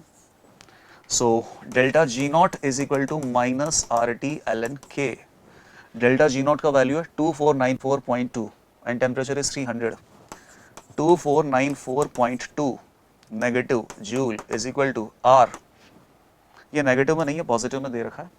आर की वैल्यू 8.314, टेम्परेचर हमें दे रखा है 300 केल्विन इंटू एल एन के। इन दोनों को मल्टीप्लाई करेंगे तो एग्जैक्ट इतना ही आएगा। तो कितना हो गया, -1 is equal to L N K. Natural log में बेस कितना होता है, ई, तो के की वैल्यू कितनी हो जाएगी, ई की पावर -1। ई का वैल्यू हमें दे रखा है 2.718, तो k is equal to 2.718 power -1। इसको हम लिखेंगे 1 डिवाइडेड बाई 2.718, तो k की वैल्यू क्या होगी, लेस देन 1। और q का वैल्यू कितना है, 4। तो डेफिनेटली k कम है और q ज़्यादा है ना। यहीं पे कंपेयर कर लेते हैं, k तो अभी कम है और q ज़्यादा है। k अभी कम है और q ज़्यादा है। q ज़्यादा है मतलब रिएक्शन थोड़ा आगे चला गया, वापस से पीछे आना पड़ेगा। q की वैल्यू k से ज़्यादा वैसे हो नहीं सकती है। तो रिएक्शन कहाँ प्रोसीड करेगी, इक्विलिब्रियम सेटल होने तक रिवर्स डायरेक्शन में प्रोसीड करेगी, बिकॉज q का वैल्यू अभी ज़्यादा है और इक्विलिब्रियम कांस्टेंट kc की वैल्यू कम है। तो q और k का कंपैरिजन करके रिएक्शन का डायरेक्शन हम बता सकते हैं। Next question, this is question number 14, sorry question number 15। If solubility product of Zr3PO4 whole 4 zirconium phosphate is denoted by Ksp and its molar solubility is denoted by S, then which of the following relationship between S and Ksp is correct? तो ionic equilibrium में जैसे ही solubility product वाला topic आता है, ये सबसे standard सवाल है। कुछ स्पैरिंगली सॉल्युबल सॉल्ट होते हैं और स्पैरिंगली सॉल्युबल सॉल्ट को जब पानी में डिसोल्व करेंगे तो अज्यूम करते हैं कि माना कि उनकी सॉल्युबिलिटी S मोल पर लीटर है। जब वो डिसोल्व होंगे तो उसके लिए एक इक्वेशन लिखेंगे, केमिकल इक्वेशन, और उस केमिकल इक्वेशन का हमें इक्विलिब्रियम कांस्टेंट बताना होता है। उस केमिकल रिएक्शन के इक्विलिब्रियम कांस्टेंट को हम बोलते हैं Ksp। तो Ksp और सॉल्युबिलिटी S में रिलेशनशिप पूछा है, देखते हैं। जिरकोनियम फॉस्फेट है ये, सॉलिड प्लस H2O लिक्विड। माना कि इसकी सॉल्युबिलिटी बता देते हैं, अज्यूम सॉल्युबिलिटी एस S मोल पर लीटर। मान लो कि इसका S मोल 1 लीटर सॉल्यूशन में डिसोल्व हो गया, तो सॉल्यूशन 1 लीटर और इसका S मोल डिसोल्व हो गया। अब जो डिसोल्व हो गया वो डिसोशिएट होगा, तो इसका S मोल डिसोशिएट होगा। अगर इसका 1 मोल डिसोशिएट होता है तो आयंस कितने मिलते हैं, तो ये जो जिरकोनियम आयन है, जिरकोनियम आयन और phosphate ion PO4 3 minus, how many phosphate ion 4, zirconium ion अपने पास कितने हैं 3। ये तो फॉर्मूला भी बैलेंस नहीं लग रहा है। जिरकोनियम 4 प्लस, ओके अब ठीक है। तो जिरकोनियम आयंस अपने पास 3 है, फॉस्फेट आयंस अपने पास 4 हैं। इसका 1 मोल डिसोशिएट होता है तो जिरकोनियम आयंस 3 मोल बनते हैं और फॉस्फेट आयन 4 मोल बनते हैं। तो इसका S मोल डिसोशिएट होगा तो ये कितना बनेगा 3S, और ये कितना बनेगा 4S। इसके इतने मोल बनेंगे और सॉल्यूशन का वॉल्यूम कितना है 1 लीटर, तो इसके मोल में 1 लीटर का डिवाइड करेंगे तो सेम ही अपने पास इसकी कॉन्सेंट्रेशन हो जाएगी। अब इसी इक्वेशन के इक्विलिब्रियम कांस्टेंट को क्या बोलते हैं, K सॉल्युबिलिटी प्रोडक्ट। कितना होगा, प्रोडक्ट डिवाइडेड बाय रिएक्टेंट, तो प्रोडक्ट हो गया जिरकोनियम आयन की कॉन्सेंट्रेशन पावर 3 और फॉस्फेट आयन की कॉन्सेंट्रेशन पावर 4 डिवाइडेड बाय ये और ये। सॉलिड और लिक्विड का जो एक्टिविटी है वो 1 होता है, तो उससे तो कोई फर्क पड़ेगा नहीं। तो Ksp अपने पास कितना हो जाएगा, जिरकोनियम आयन की कॉन्सेंट्रेशन हो गई 3S मोल पर लीटर, तो 3S का क्यूब और 4S की पावर 4। आप इसे सॉल्व करोगे तो कितना आएगा, S की पावर 3, S की पावर 7, S की पावर 7 हो जाएगा, सॉरी S की पावर 3 प्लस S की पावर 4, तो टोटल मिला के S की पावर 7 हो जाएगा। 3 की पावर 3 27, 4 की पावर 4 256, इन दोनों को मल्टीप्लाई करेंगे तो 6912 आएगा। तो S का वैल्यू हो जाएगा Ksp डिवाइडेड बाय 6912 की power 1/7। Option number 4 will be correct. Solubility product और सॉल्युबिलिटी को रिलेट करते हुए ये बहुत स्टैंडर्ड क्वेश्चन है। इस टाइप के क्वेश्चन हम क्लास में बहुत सारे करते हैं, है ना। बहुत सारे स्पेरिंगली सॉल्युबल सॉल्ट लेते हैं, अज्यूम करते हैं कि सभी की सॉल्युबिलिटी S है, तो सभी के सॉल्युबिलिटी प्रोडक्ट का एक इक्वेशन बनता है, उसको हम डिराइव करते हैं। तो सेम क्वेश्चन ये भी है और बहुत इजीली हो सकता है। Now next question, this is question number 16। If Ksp solubility product of silver carbonate is 8 into 10 to power minus 12, then the molar solubility of silver carbonate in 0.1 molar AgNO3 solution. Silver carbonate का solubility product दे रखा है। Solubility product दे रखा है, इसका मतलब silver carbonate पानी में बहुत कम सॉल्युबल होगा, स्पेरिंगली सॉल्युबल सॉल्ट होगा। उसके सॉल्युबिलिटी प्रोडक्ट की वैल्यू देख के भी आपको पता चल रहा है सॉल्युबिलिटी प्रोडक्ट कितना दे रखा है, 8 × 10⁻12। इक्विलिब्रियम कांस्टेंट अगर बहुत कम है मतलब रिएक्टेंट से प्रोडक्ट बहुत कम बन रहा है। वैसे भी सॉल्युबिलिटी प्रोडक्ट की बात उसी के लिए करते हैं जो स्पेरिंगली सॉल्युबल सॉल्ट होता है। अब ये जितना भी सॉल्युबल होगा वो आपको निकालना है इसकी सॉल्युबिलिटी, लेकिन सॉल्यूशन में ऑलरेडी 0.1 मोलर AgNO3 प्रेजेंट है। तो ये किसका केस हो गया, कॉमन आयन इफेक्ट यहाँ पे ऑपरेट करेगा।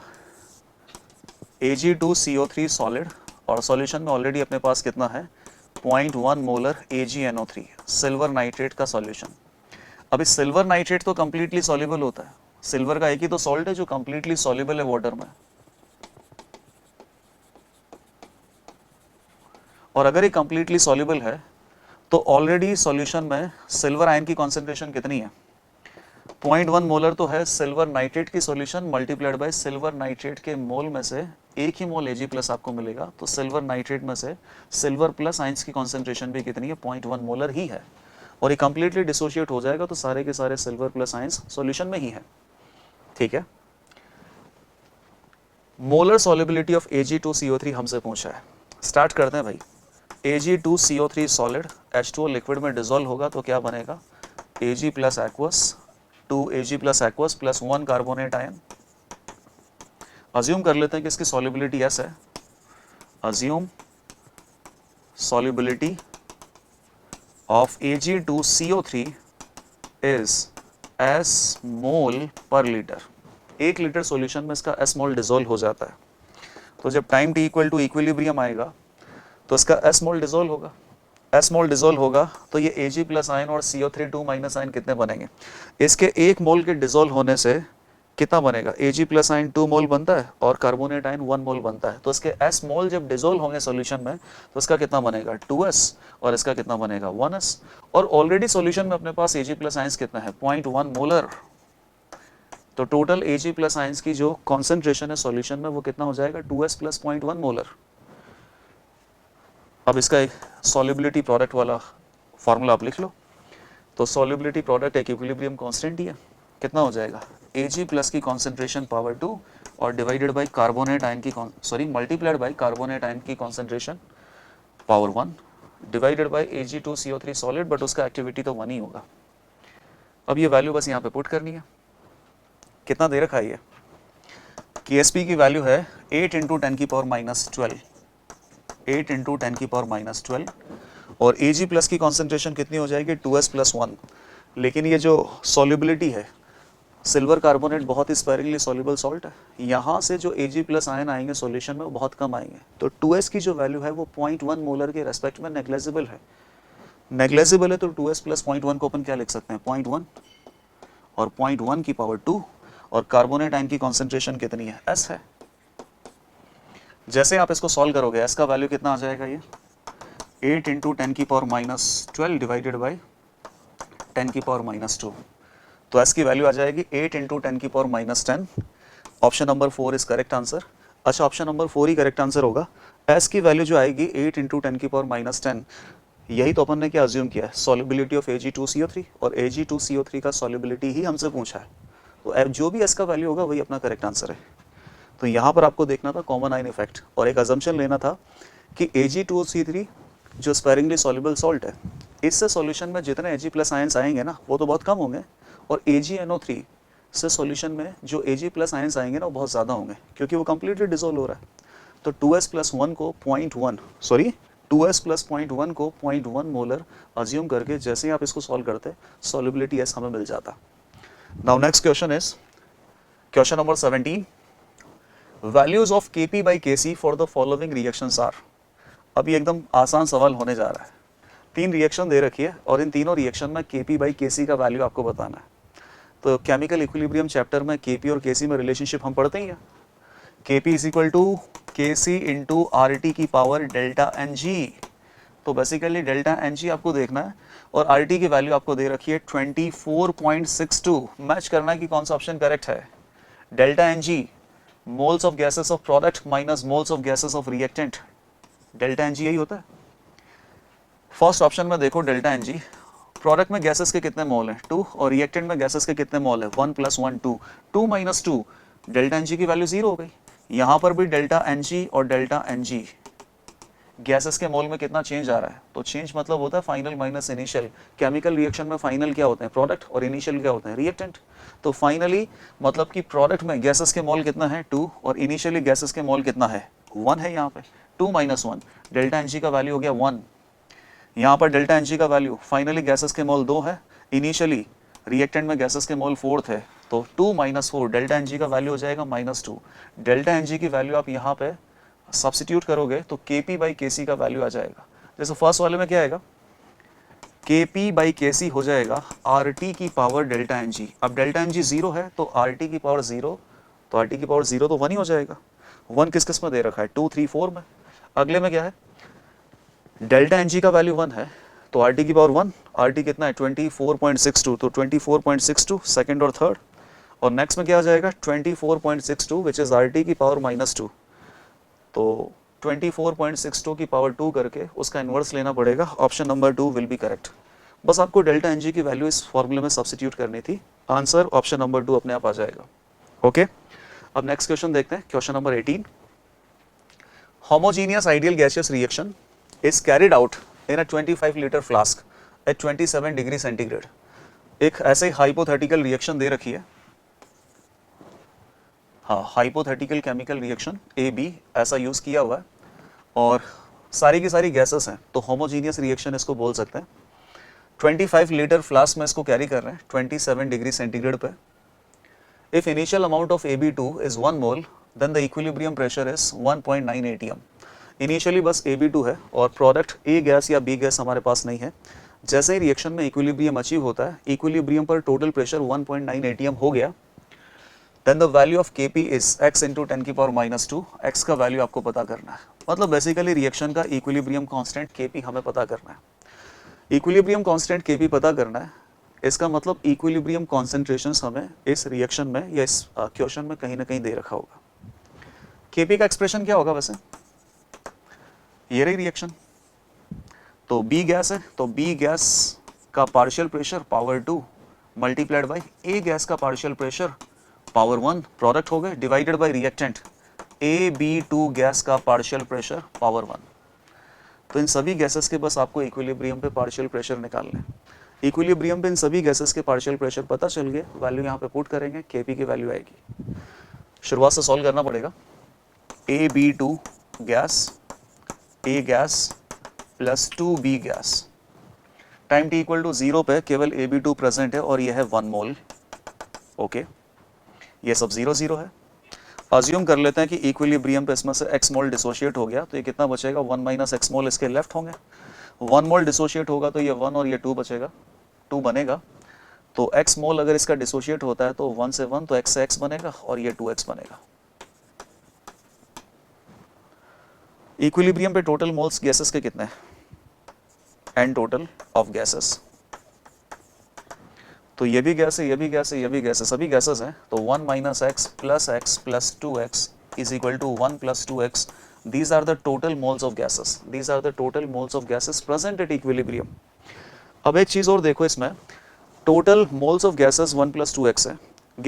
गैशियस जो मिक्सचर है, जो उस कंटेनर में ये प्रेजेंट है, उस कंटेनर का वॉल्यूम 25 लीटर दे रखा है, टेम्परेचर आपको दे रखा है, प्रेशर भी दे रखा है 1.9 atm। तो आप चाहते हो तो इक्विलिब्रियम मिक्सचर में मोल्स ऑफ गैसेस आप पता कर सकते हो इक्विलिब्रियम पे कितना होगा, मतलब 1 + 2x की वैल्यू बेसिकली कितनी हो सकती है। तो एट इक्विलिब्रियम PV = nRT आप अप्लाई करो।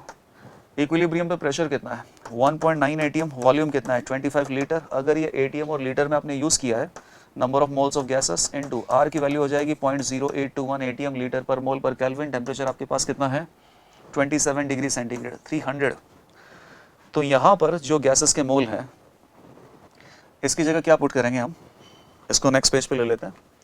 1.9 × 25 डिवाइडेड बाई 0.0821 × 300 और मोल्स ऑफ गैसेस कितने हैं 1 + 2x। सॉल्व आप इसको करोगे, सॉल्व करके देखना, x की वैल्यू आएगी 0.465, x का वैल्यू आ जाएगा 0.465। तो इससे क्या पता चल रहा है 0.465 मोल AB2 इक्विलिब्रियम पे डिसोशिएट हो रहा है।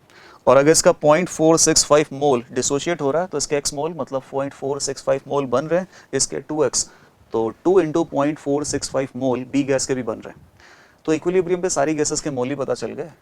इक्विलिब्रियम पे ए गैस का मोल कितना है 1 माइनस एक्स, बी गैस का मोल कितना है, और कौन सा गैस है AB2 गैस, इसका मोल है 1 माइनस एक्स, इसका मोल है x और बी गैस का मोल है 2x। तो कितना हो जाएगा 1 minus x, 1 minus 0.465, it will B 0.535 moles, और इसका हो जाएगा 0.465 मोल्स, इसका हो जाएगा 0.93 मोल्स। सभी गैसेस के इक्विलिब्रियम पे मोल पता है तो सभी गैसेस का मोल फ्रैक्शन बता सकता है। Mole fraction of AB2 gas, mole fraction of B gas, पहले A gas, mole fraction of B gas कितना हो जाएगा, इस गैस के mole divided by total mole, तो इस गैस के मोल कितना है XB2, 1 minus x which is 0.535, और टोटल मोल इन सब का सम करना पड़ेगा, इन सब का सम करेंगे। वैसे टोटल मोल 1 प्लस 2x है, टोटल मोल्स ऑफ गैसेस, तो 1 प्लस 2 इंटू 0.465, ये हो जाएगा 0.93 प्लस 1, 1.93 मोल्स सभी गैसेस के टोटल मोल हो गए। तो टोटल मोल्स ऑफ गैसेस 1.93 का डिवाइड करना है, हर किसी गैस का मोल फ्रैक्शन आ जाएगा। यहाँ हो जाएगा 0.465 ए गैस के मोल डिवाइडेड बाय टोटल मोल, और इसके गैस हैं, इस गैस के मोल हैं बी गैस के 0.93 moles divided by total mole which is 1.93। सभी गैसेस का मोल फ्रैक्शन आ गया। अब सभी गैसेस के मोल फ्रैक्शन को किससे मल्टीप्लाई करना है, टोटल प्रेशर से, तो सभी का पार्शियल प्रेशर आ जाएगा। पार्शियल प्रेशर आने के बाद केपी के एक्सप्रेशन में वैल्यू पुट करनी है। तो इन सभी गैसेस का पार्शियल प्रेशर कौन सा गैस है, AB2 gas, then A gas, then B gas. तो partial pressure of AB2 gas, partial pressure of A gas and partial pressure of B gas is equal to total pressure 1.9 atm multiplied by इन सभी gases का mole fraction. तो इसका mole fraction कितना है 0.535 divided by 1.93, इसका कितना है 0.465 डिवाइडेड बाय 1.93, इसका है 0.93 डिवाइडेड बाय 1.93। ये इन सभी गैसेस के पार्शियल प्रेशर आएंगे, और इन सभी गैसेस के पार्शियल प्रेशर की वैल्यू आपको यहाँ से मतलब यहीं से क्या बोलते हैं इसको कैलकुलेट करके सिंप्लीफाई करके यहाँ पे लिखना। फिर जैसे ही सभी गैसेस का पार्शियल प्रेशर आ जाए तो इक्विलिब्रियम कांस्टेंट केपी के एक्सप्रेशन में ये वैल्यूज पुट करेंगे, वैल्यूज को पुट करेंगे, फिर यहाँ पर भी सॉल्व कर लेंगे। जैसे कि बी गैस का जो पार्शियल प्रेशर है इसका स्क्वायर करेंगे, इसको मल्टीप्लाई करेंगे, AB2 गैस के पार्शियल प्रेशर का डिवाइड करेंगे, फाइनली आप इसे सॉल्व करोगे, ये वैल्यू आपको मिलेगी 72 इंटू 10 की पावर माइनस 2। ये सॉल्व कर रखा मैंने तो केपी का वैल्यू आपको मिलेगा 72 इंटू 10 की पावर माइनस 2। तो आंसर अपने पास क्या हो जाएगा, x इक्वल टू 72, आंसर 72। तो क्वेश्चन तो एकदम स्टैंडर्ड है, बस वही है कि उसको सॉल्व करने में काफ़ी सारा टाइम लगता है। टाइम t इक्वल टू 0 पे जो गैसेस के मोल हैं अज्यूम कर लिया करो कि उसमें से x मोल डिसोशिएट हुआ, तो सारी गैसेस के मोल x के टर्म में मिल जाएंगे, और उसके बाद सभी का पार्शियल प्रेशर बताना है। तो पार्शियल प्रेशर क्या होता है, total pressure multiplied by mole fraction. Mole fraction बताने के लिए टोटल मोल्स ऑफ गैसेस आपको निकालना पड़ेगा, सभी के पार्शियल प्रेशर की वैल्यू कैलकुलेट करो, और इक्विलिब्रियम कांस्टेंट केपी का एक्सप्रेशन लिखो, उसमें वो वैल्यूज पुट कर दो। केपी आ जाएगा इसका 72 इंटू 10 की पावर माइनस 2, तो आंसर हो जाएगा 72। Now next question, it is question number 19।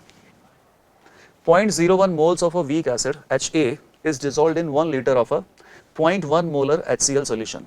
The degree of dissociation of HA, weak acid को स्ट्रॉन्ग एसिड के सॉल्यूशन में डिसॉल्व कर दिया, और अब पूछा है कि वीक एसिड कितना डिसॉल्व होगा, वीक एसिड कितना डिसोशिएट होगा, उसका डिग्री ऑफ डिसोशिएशन पूछा है। वीक एसिड भी H+ देगा और स्ट्रॉन्ग एसिड भी H+ देगा, तो solution basically common ion H+ हो गया।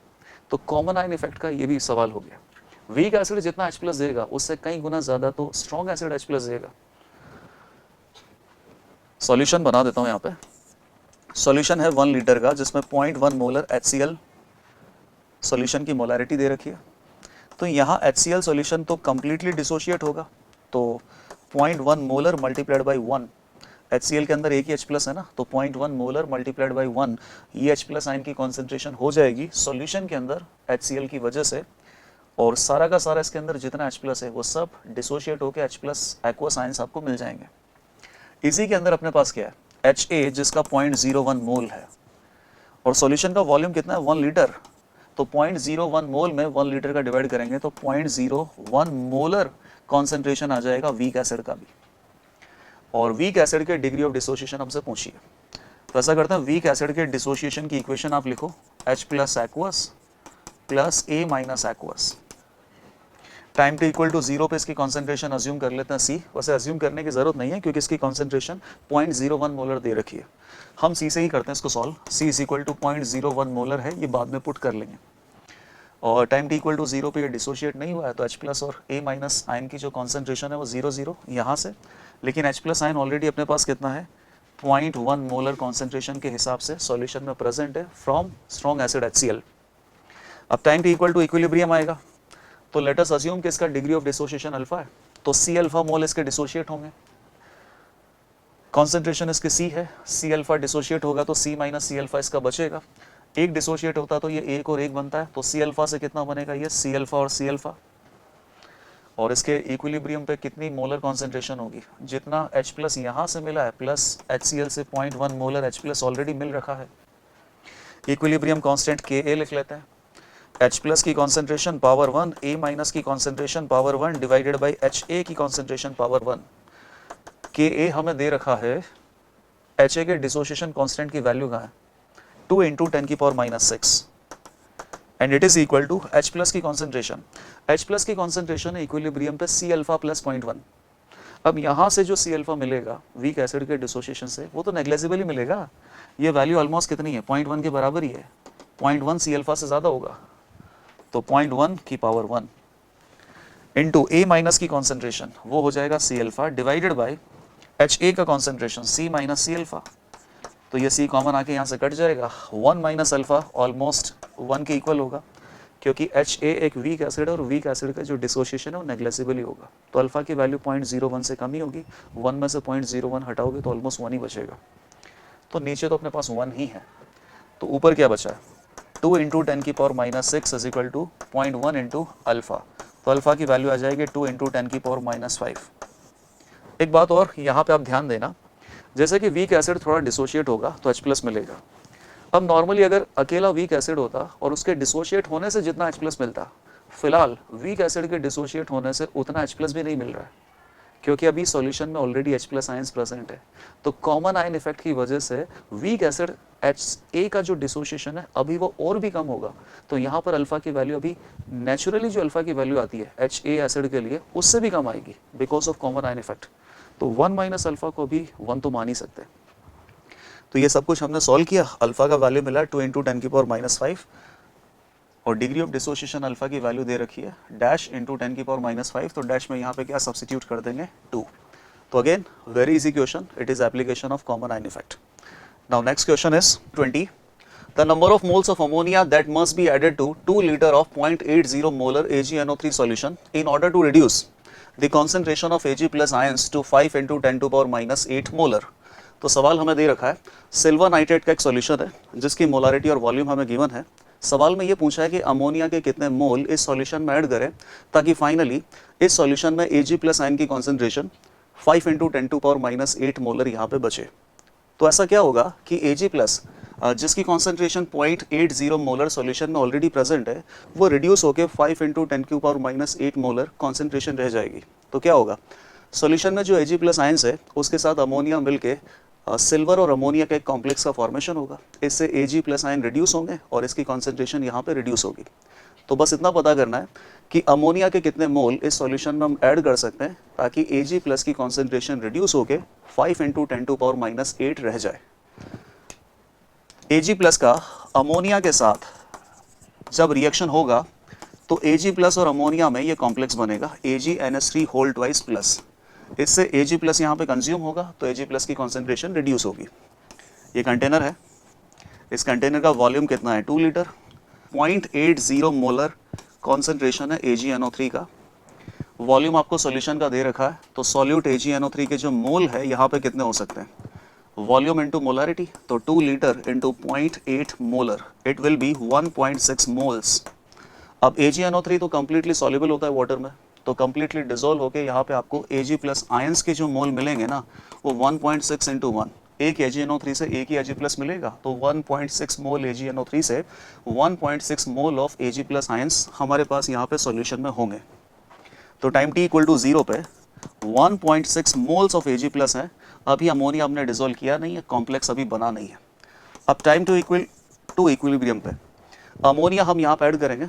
लेट अस अज्यूम कि अमोनिया के x मोल ऐड करेंगे, x moles, okay, x moles of ammonia added. तो क्या होगा, अमोनिया और Ag+ दोनों आपस में रिएक्शन करेंगे, Ag+ के मोल भी रिड्यूस होंगे, अमोनिया के मोल भी रिड्यूस होंगे, और स्टोइकियोमेट्रिक कोएफिशिएंट के हिसाब से देख लेंगे कि जो कॉम्प्लेक्स है उसका कितना मोल बनेगा। और आप यहाँ पे ये भी देखो किस रिएक्शन के लिए, कॉम्प्लेक्स के फॉर्मेशन के लिए जो के फॉर्मेशन मतलब जो इक्विलिब्रियम कांस्टेंट दे रखा है, आप उसकी वैल्यू को देखो 1.0 इंटू 10⁸, तो ये जो इक्विलिब्रियम कांस्टेंट है 10⁻³ से बहुत ज़्यादा है।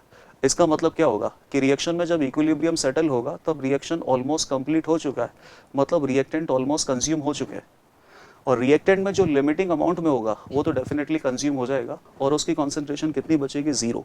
लेकिन उसकी कॉन्सेंट्रेशन को ऐसे 0 नहीं लिखते हैं ना, ऐसे लिखते हैं कि माना कि इसकी कॉन्सेंट्रेशन y बचेगी और y की वैल्यू ऑलमोस्ट 0 के करीब ही है। लिमिटिंग रिएजेंट अपने पास कौन है, तो अमोनिया तो हम यहाँ पे ऐड करेंगे और Ag+ यहाँ पे कंज्यूम होगा, तो एक तरीके से Ag+ अपने पास क्या हो जाएगा, लिमिटिंग रिएजेंट। इसके x मोल मैंने यहाँ पे ऐड किए, अभी अमोनिया के भी x मोल में से कुछ मोल कंज्यूम होने वाले हैं। Ag+ के तो ऑलमोस्ट 1.6 मोल जो सारे के सारे हैं ना वो सब कंज्यूम हो जाएंगे। तो अगर Ag+ का 1.6 मोल कंज्यूम होगा, ये रिएक्शन बैलेंस कर लिया। अगर इसका 1 मोल कंज्यूम होगा तो अमोनिया का 2 मोल कंज्यूम होगा, तो इसका 1.6 मोल कंज्यूम होगा तो अमोनिया का 3.2 मोल कंज्यूम होगा। तो अमोनिया के मोल यहाँ पे कितने बचेंगे, x मोल एडेड है, उसमें से 3.2 मोल आप यहाँ पे रिड्यूस कर दो, तो इतने मोल्स अमोनिया के अभी इक्विलिब्रियम पे बचे रहेंगे। और Ag+ के ऑलमोस्ट सारे के सारे मोल्स यहाँ पे कंज्यूम हो चुके हैं। ऑलमोस्ट ये मान लो कि यहाँ पे y मोल बचे हुए और y की वैल्यू टेंडिंग टू 0 हो सकती है। वैसे अमोनिया के मोल जो Ag+ के मोल जो सॉल्यूशन में बचे हुए और उसके रेस्पेक्ट में कॉन्सेंट्रेशन फाइनली हमें यहाँ पे दे भी रखी है 5 × 10⁻⁸, और ये ऑलमोस्ट 0 के करीब ही है। 5 × 10⁻⁸ molar concentration of Ag+ will be present at equilibrium, और ये ऑलमोस्ट टेंडिंग टू 0 है। आगे देखिए, Ag+ अपने पास लिमिटिंग रिएजेंट है, मतलब ये ऑलमोस्ट कंज्यूम हो चुका है, तो इसका 1 मोल कंज्यूम होगा तो कॉम्प्लेक्स का 1 मोल बनेगा। इसके 1.6 मोल कंज्यूम होंगे तो कॉम्प्लेक्स के अपने पास 1.6 मोल ही बनेंगे। तो इक्विलिब्रियम स्टेट पे कॉम्प्लेक्स के मोल हमें पता है, अमोनिया की मोल हमें पता है, और Ag+ आयन की कॉन्सेंट्रेशन ही पता है। मोल छोड़ो, कॉन्सेंट्रेशन ही पता है, 5 × 10⁻⁸। तो जब सभी के मोल्स हमें पता है, जिनके मोल्स हमें पता है उनमें वॉल्यूम का डिवाइड करके उनको कॉन्सेंट्रेशन में लिख लेंगे, मतलब सभी स्पीशीज़ की कॉन्सेंट्रेशन हमें पता है, इक्विलिब्रियम कॉन्सेंट्रेशंस पता है, तो इक्विलिब्रियम कांस्टेंट का फॉर्मूला हम लिख के वहाँ पर ये वैल्यू आप सब्स्टिट्यूट कर देते हैं। बताइए इसका मोल्स अमोनिया का कितना है इक्विलिब्रियम पे, x - 3.2, तो इसकी जो मोलैरिटी मतलब कॉन्सेंट्रेशन हो कितनी होगी, मोल्स अपॉन वॉल्यूम, सॉल्यूशन का वॉल्यूम 2 लीटर है, और ये जो कॉम्प्लेक्स है इस कॉम्प्लेक्स के मोल्स इक्विलिब्रियम पे कितने बन गए, 1.6 मोल्स, और इसकी मोलारिटी कितनी हो जाएगी 1.6 डिवाइडेड बाई 2 लीटर। 2 लीटर का सॉल्यूशन है। Ag+ की मोलारिटी हमें पता ही है, और इस रिएक्शन का equilibrium constant which is also K formation 1 × 10⁸ दे रखा है, तो इसका एक्सप्रेशन हम लिख देते हैं। इक्विलिब्रियम कांस्टेंट के 1 × 10⁸ इज इक्वल टू, प्रोडक्ट में अपने पास सिल्वर का कॉम्प्लेक्स है, स्टोइकियोमेट्रिक कोएफिशिएंट उसके सामने 1 है, तो पावर 1 डिवाइडेड बाई Ag+ की concentration power 1 divided by ammonia की कॉन्सेंट्रेशन पावर 2, 1.0 × 10⁸ इक्वल टू, इसकी कॉन्सेंट्रेशन कितनी है 1.6 divided by 2 power 1 divided by Ag+ का कॉन्सेंट्रेशन इक्विलिब्रियम पे कितना है 5 × 10⁻⁸, 5 × 10⁻⁸ पावर 1 डिवाइडेड बाई अमोनिया की कॉन्सेंट्रेशन कितनी है x mole - 3.2 mole divided by 2 litre, x - 3.2 divided by 2 litre. और जैसे ही हम इस इक्वेशन को सॉल्व करेंगे, ये इक्वेशन मैंने तो सॉल्व कर ही रखी है, इस इक्वेशन को जैसे ही सॉल्व करेंगे x की वैल्यू आपको मिलेगी 4 मोल्स, और x हमने क्या अज्यूम किया था, let us assume x moles of ammonia is added to this solution.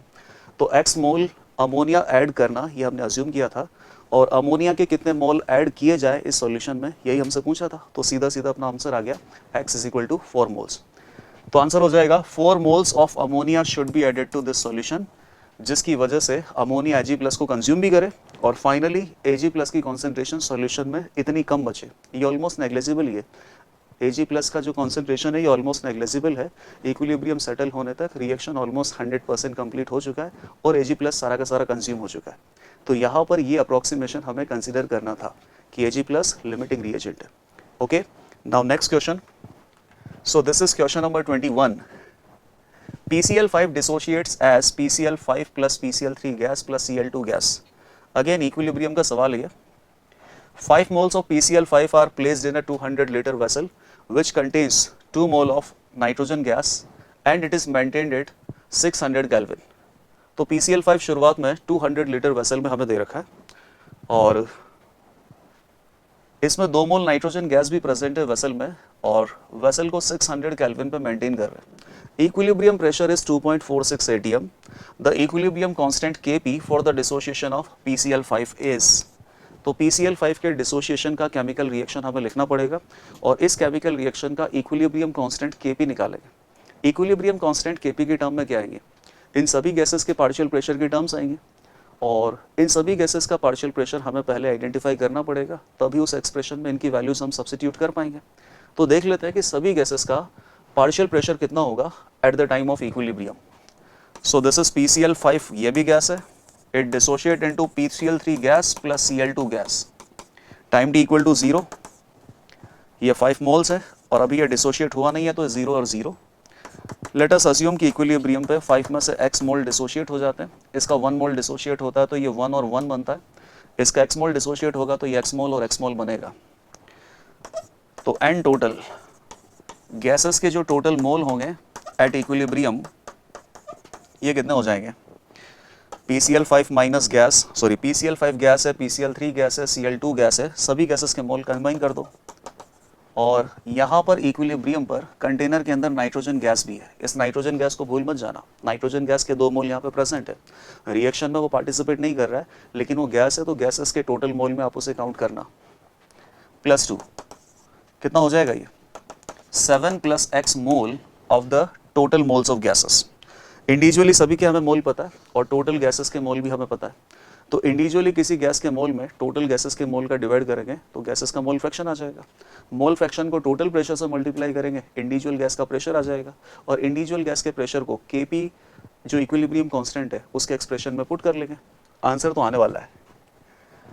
Container हमें दे रखा है, 200 लीटर वेसल है ये, तो कंटेनर का वॉल्यूम हमारे पास है, कंटेनर में प्रेजेंट गैसेस के मोल हमें पता है, टेम्परेचर हमें पता है, तो PV = nRT अप्लाई कर लेते हैं एक बार, उससे हमें पता चल जाएगा कि x की वैल्यू कितनी होगी। PV = nRT। ये कंटेनर है, इसमें नाइट्रोजन गैस है, Cl2 गैस है, PCl5 गैस है और PCl3 गैस है। इन सभी गैसेस को आइडियल गैस कंसिडर करते हुए सभी गैसेस के टोटल मोल है अपने पास 7 + x, R की वैल्यू 0.082, टेम्परेचर कितना दे रखा है 600 और इक्विलिब्रियम प्रेशर दे रखा है 2.46 atm, 2.46 atm multiplied by volume है 600 लीटर मल्टीप्लाइड बाय टेम्परेचर अपने पास है 600 केल्विन। तो उसको सॉल्व करेंगे तो x की वैल्यू हमें मिल ही जाएगी। x की वैल्यू 200 लीटर है एंड 600 केल्विन टेम्परेचर है, सो दिस इज 200, तो 200 से 600 3 टाइम्स और 3 को 0.0821 से मल्टीप्लाई करेंगे तो ये 2.46 ही आएगा। ये आ जाएगा 2.46, ये आ जाएगा 0.246 मल्टीप्लाइड बाई 7 + x, सो ये 10 टाइम्स यहाँ पे कटेगा, 7 + x = 10, तो x = हो जाएगा ये 3 मोल्स। तो चलो ये भी पता चल गया कि इक्विलिब्रियम पर PCl5 जो गैस है ये कितना डिसोशिएट हुआ था। इसके 3 मोल डिसोशिएट हुए थे और PCl3 और Cl2 इन दोनों के 3-3 मोल बने थे। इंडिविजुअल इन तीनों का मोल फ्रैक्शन लिख लेते हैं। तो पार्शियल पहले मोल फ्रैक्शन लिखना पड़ेगा, PCl3 गैस का, Cl2 गैस का और PCl5 गैस का, इन्हीं का केमिकल रिएक्शन में इन्वॉल्वमेंट है।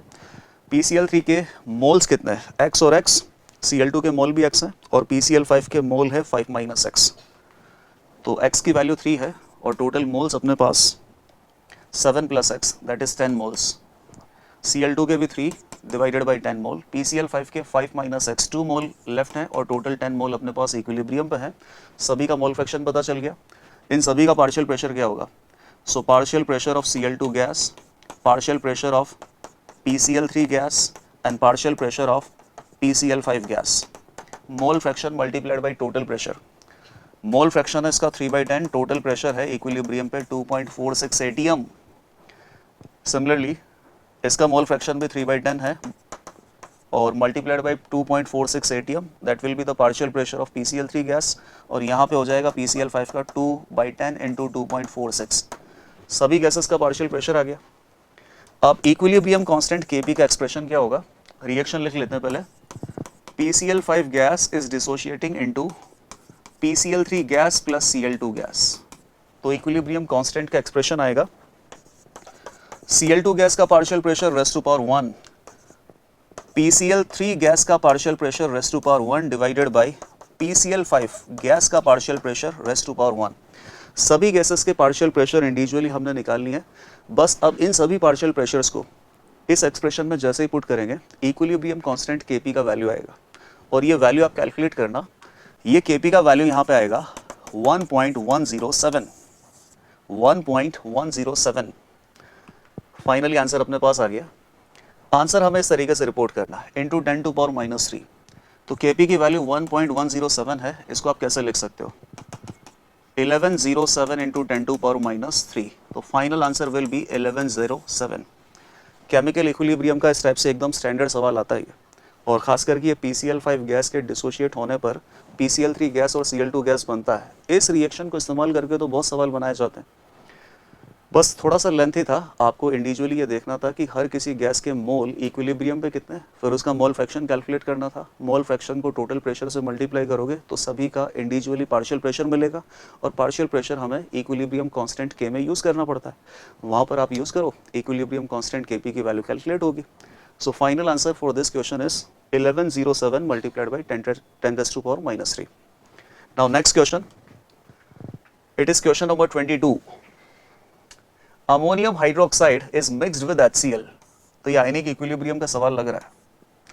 HCl का भी वॉल्यूम और मोलैरिटी हमें दे रखा है और ammonium hydroxide which is a base, इस सॉल्यूशन का वॉल्यूम और मोलैरिटी दोनों दे रखा है। तो HCl और अमोनियम हाइड्रोक्साइड को जैसे ही मिक्स करेंगे मिक्सचर का pH कितना होगा, ये फाइनल सवाल है। Ammonium hydroxide it is a weak base and HCl it is a strong acid. तो सबसे पहले तो एसिड बेस का न्यूट्रलाइजेशन होगा।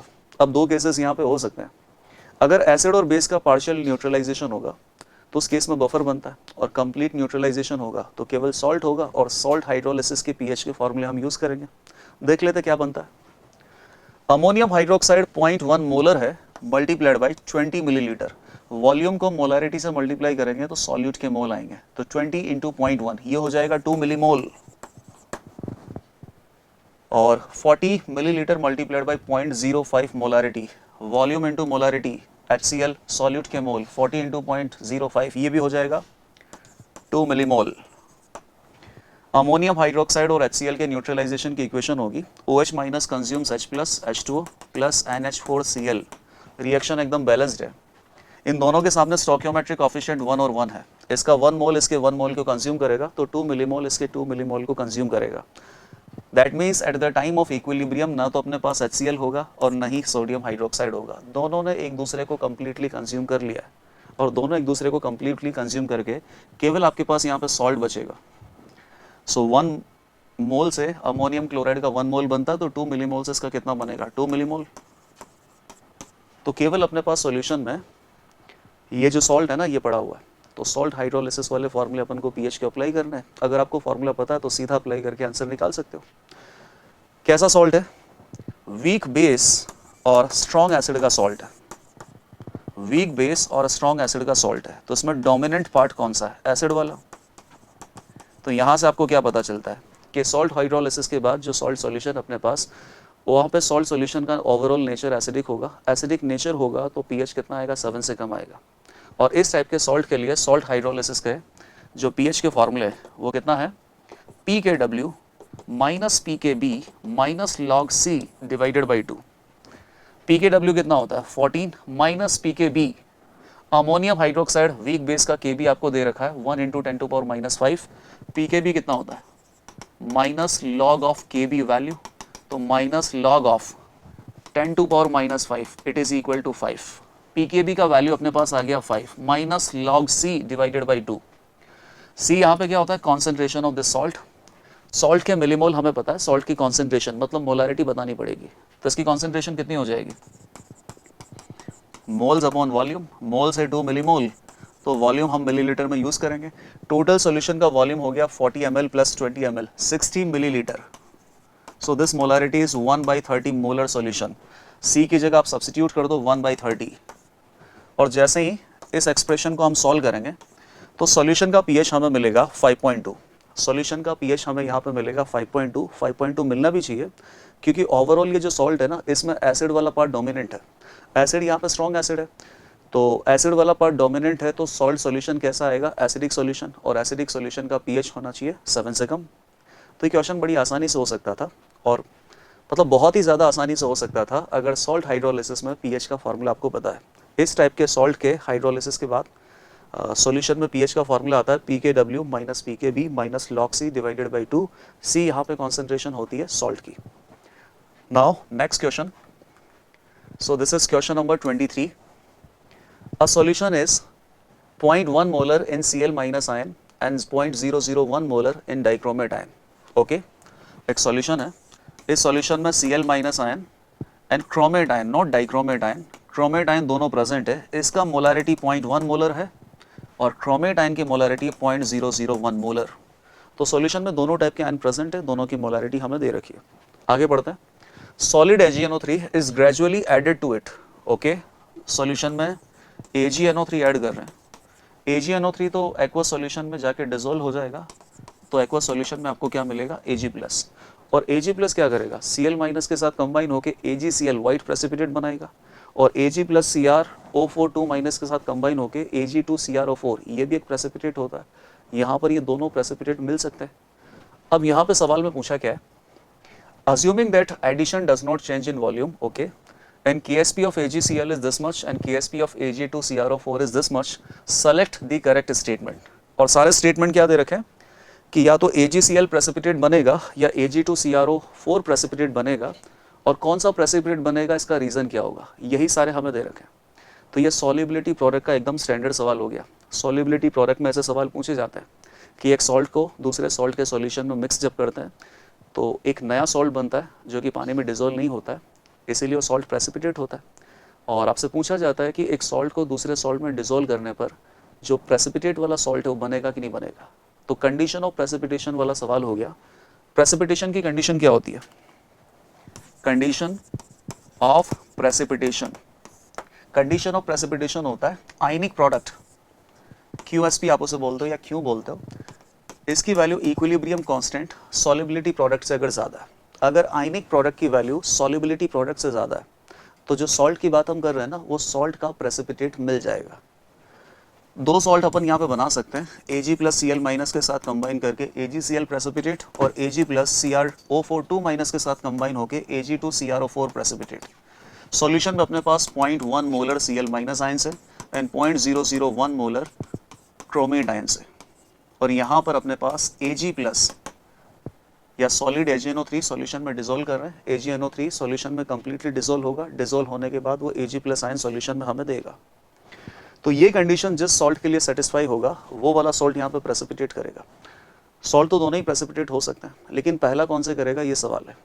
तो पहले किसका प्रेसिपिटेट बनेगा, अब Ag+ अपन ग्रेजुअली डाल रहे हैं, तो इन दोनों सॉल्ट के प्रेसिपिटेशन के लिए जितना Ag+ का अमाउंट रिक्वायर्ड है वो हमें निकालना पड़ेगा इस कंडीशन से, और Ag+ का अमाउंट जिसके लिए कम रिक्वायर्ड होगा तो वो पहले से प्रेसिपिटेट होकर बाहर आ जाएगा, और जिसके प्रेसिपिटेशन के लिए Ag+ का अमाउंट ज़्यादा रिक्वायर्ड होगा फिर वो बाद में प्रेसिपिटेट होगा।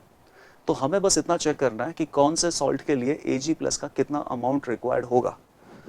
तो AgCl के लिए पहले देख लेते हैं, for AgCl solid, AgCl solid के सॉल्युबिलिटी का केमिकल रिएक्शन क्या होगा, Ag+ aqueous plus Cl- aqueous, और AgCl सॉलिड के प्रेसिपिटेशन के कंडीशन क्या है, कि QSP इसका KSP से बड़ा होना चाहिए।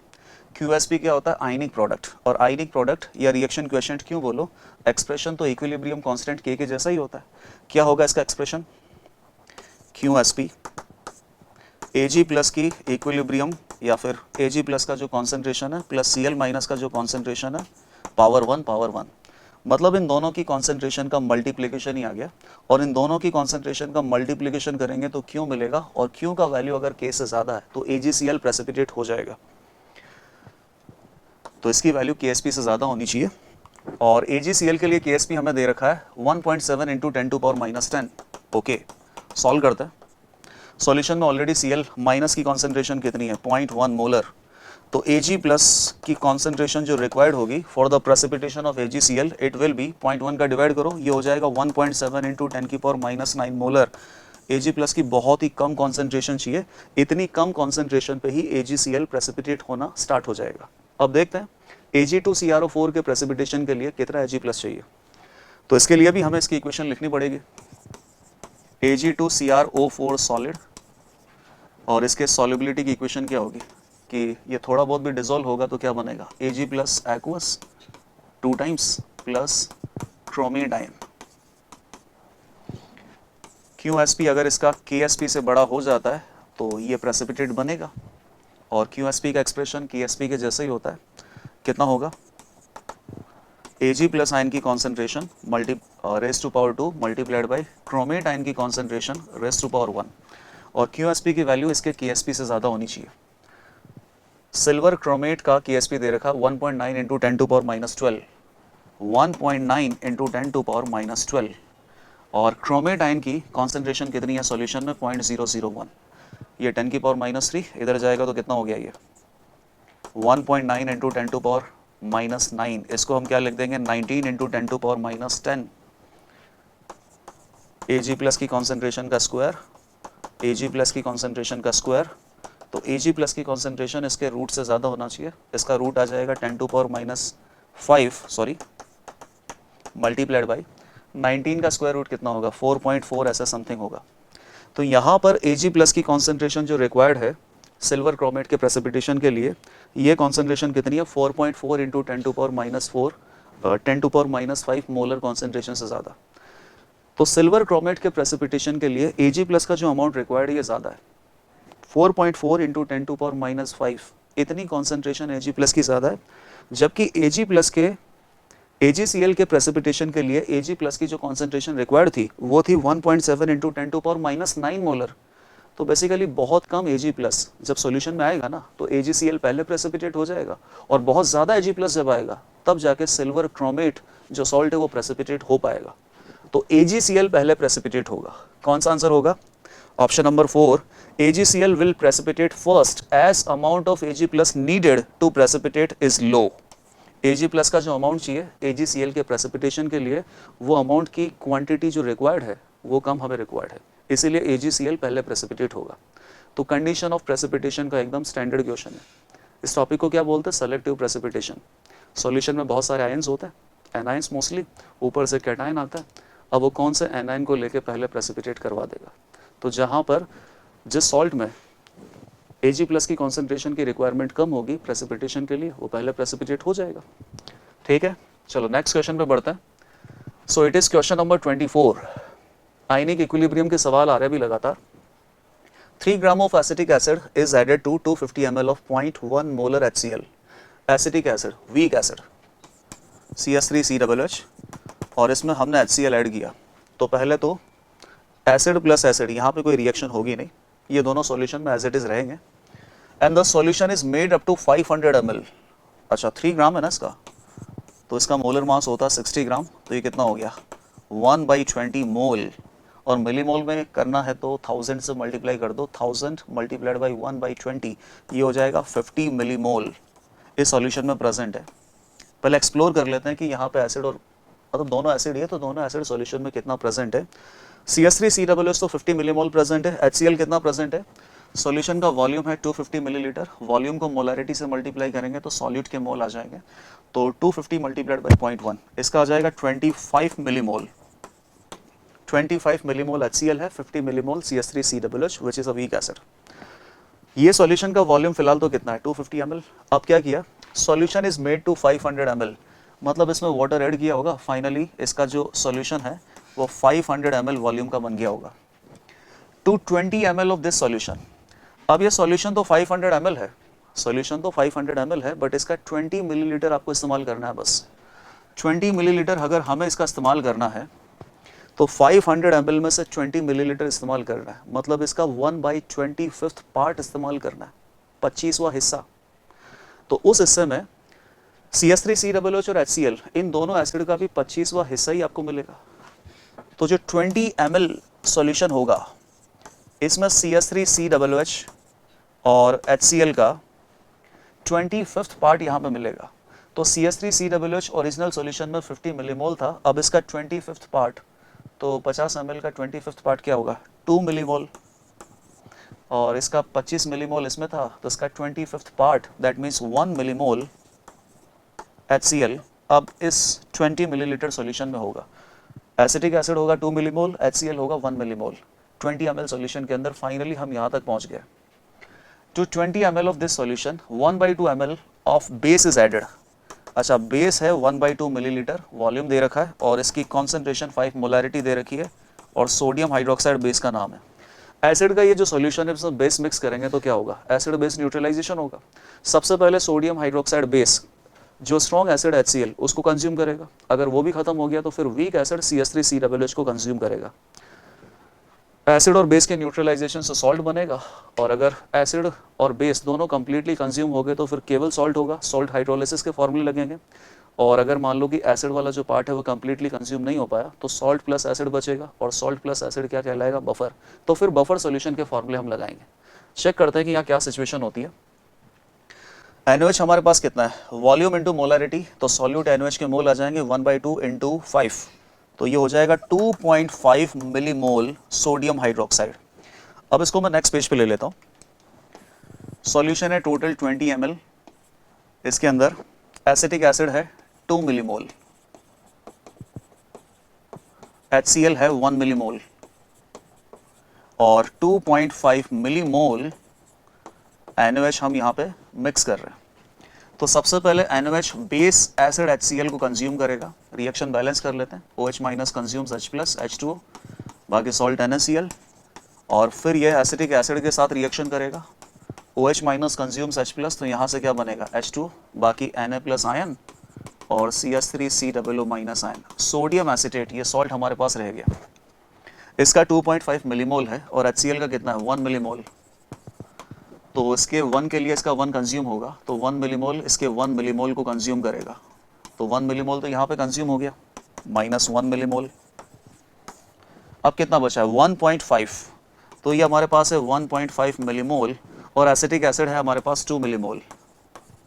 ओके, बेस सोडियम हाइड्रोक्साइड के 1 मोल को एसिटिक एसिड का 1 मोल चाहिए, तो 1.5 को कितना चाहिए 1.5, लेकिन ये तो 2 दे रखा है, तो ये हो गया अपने पास एक्सेस, तो ये हो गया अपने पास लिमिटिंग रिएजेंट, ये तो कंप्लीटली कंज्यूम हो जाएगा, तो ये कितना बचेगा 0, और इसका 1.5 इसके 1.5 को कंज्यूम करेगा, तो 2 मिलीमोल में से 1.5 मिलीमोल अगर आप हटा दोगे तो एसिड का कितना बचेगा 0.5 मिलीमोल एसिटिक एसिड यहाँ पे बच जाएगा। 1 मोल से सॉल्ट का 1 मोल बनता है, तो 1.5 मिलीमोल से सॉल्ट का भी कितना बन जाएगा 1.5 मिलीमोल सॉल्ट। तो फाइनली सॉल्यूशन में बचा गया, एक तो अपने पास 0.5 मिलीमोल एसिटिक एसिड बच गया, प्लस 1.5 मिलीमोल सोडियम एसिटेट बच गया। तो ये क्या बन गया, वीक एसिड अपने पास प्रेजेंट है और इसी वीक एसिड का स्ट्रॉन्ग बेस के साथ सॉल्ट है, ये तो बफर बन गया, acidic buffer. Acidic buffer, acidic buffer बन गया, तो एसिडिक बफर का जो पीएच का फॉर्मूला है वो अप्लाई करना ही पड़ेगा। चेक कर लेते हैं, सवाल में पूछा गया finally the pH of the solution, वही पूछा है, इस बफर सॉल्यूशन का पीएच कितना होगा। एसिटिक एसिड का पीके हमें 4.7 दे रखा है, log 3 का वैल्यू 0.4771 हमें यूज करना है। तो एसिडिक बफर के पीएच का सीधा फॉर्मूला अगर पता है तो डायरेक्ट अप्लाई करो, आंसर आएगा। पीएच का क्या फॉर्मूला होता है एसिडिक बफर के लिए, पीके प्लस लॉग सॉल्ट की कॉन्सेंट्रेशन डिवाइडेड बाय एसिड की कॉन्सेंट्रेशन। पीके कितना दे रखा है 4.75 दे रखा है एसिटिक एसिड के लिए, लॉग सॉल्ट का कॉन्सेंट्रेशन कितना होगा, सॉल्ट के मोल अपॉन सॉल्यूशन का वॉल्यूम। सॉल्ट के मोल अपने पास कितने हैं 1.5 और सॉल्यूशन का वॉल्यूम, वॉल्यूम वैसे कितना हो गया 20 ml सॉल्यूशन का वॉल्यूम है। वैसे वॉल्यूम से कुछ फर्क पड़ेगा नहीं, वॉल्यूम नीचे भी आने वाला है। और एसिड की कॉन्सेंट्रेशन कितनी है, एसिड हमारे पास है 0.5 मिलीमोल डिवाइडेड बाय सॉल्यूशन का वॉल्यूम कितना है 20 मिलीलीटर। तो वॉल्यूम की टर्म ऊपर भी आ गई, वॉल्यूम की टर्म नीचे भी आ गई, वो वैसे भी कट जानी थी, मोल अपॉन मोल भी कर सकते थे। 1.5 में 0.5 का डिवाइड लगेगा तो ये हो जाएगा log 3 और ये 4.75 हमें पहले से दे रखा है, तो 4.75 में 0.4771 ये ऐड करेंगे तो सॉल्यूशन की पीएच हमें मिलेगी। और यहाँ पर अपने पास सॉल्यूशन का पीएच कितना आ जाएगा 4.75 और इसमें log 3 0.477, इसका ऐड कर दो आप, ये ऑलमोस्ट 712 4.227 सॉरी 5.227 तो आंसर आ जाएगा 5.22 और इस तरीके से आंसर हमें देना 5.22। वैसे 5.227 को आप क्या लिख दोगे 5.23 लिख दोगे, तो सवाल का आंसर हो जाएगा 5.23। अगर बफर सॉल्यूशन की पीएच का फॉर्मूला हमें पता है तो सीधा ही आंसर आ जाता। तो यहाँ पर बस पहले ही एक्सप्लोर करना था कि एसिड और बेस की रिएक्शन से बनेगा क्या, सॉल्ट बनेगा तो सॉल्ट हाइड्रोलिसिस के फॉर्मूले लगाओ, बफर बनेगा तो बफर वाला फॉर्मूला लगाना है। Okay, now next question. So this is question number 25 and it is last question, theoretical सवाल है जहाँ तक नजर आ रहा है। Which of the following salt is the most basic in aqueous solution? आपसे ये पूछा है कि यहाँ पे जो 4 सॉल्ट दे रखे, इन चारों सॉल्ट का सॉल्यूशन जब आप प्रिपेयर करोगे तो कौन सा सॉल्ट सॉल्यूशन सबसे ज़्यादा बेसिक आएगा। तो आपको एक्सप्लोर करना है कि सॉल्ट के अंदर एसिड और बेस वाला पार्ट कौन सा है। सबसे ज़्यादा बेसिक सॉल्यूशन तब बनेगा जब सॉल्ट में बेस स्ट्रॉन्ग बेस होगा। सॉल्ट में बेस वाला पार्ट कैसा होगा, स्ट्रॉन्ग बेस से आने वाला, तो वो सॉल्यूशन सबसे ज़्यादा बेसिक बनेगा। जैसे मान लो पहला अगर आप एक्सप्लोर करो एल्यूमिनियम ट्राइसाइनाइड, तो उसमें क्या रहा होगा एल्यूमिनियम हाइड्रोक्साइड प्लस HCN, ये दोनों एसिड और बेस रहे होंगे, ये भी वीक है ये भी वीक है। CS3COH और KOH, ये आंसर ही आ गया, KOH अपने पास स्ट्रॉन्ग बेस है। तो ये जो सॉल्ट है इसमें बेस वाला पार्ट डोमिनेंट है, तो सॉल्ट का जो सॉल्यूशन है वो सबसे ज़्यादा बेसिक आएगा। लेकिन बाकी दो भी चेक कर लेते हैं। वैसे ऑप्शन नंबर 20 करेक्ट आंसर। इसमें क्या होगा FeCl3 में FeOH whole thrice plus HCl, base यहाँ पे भी वीक है।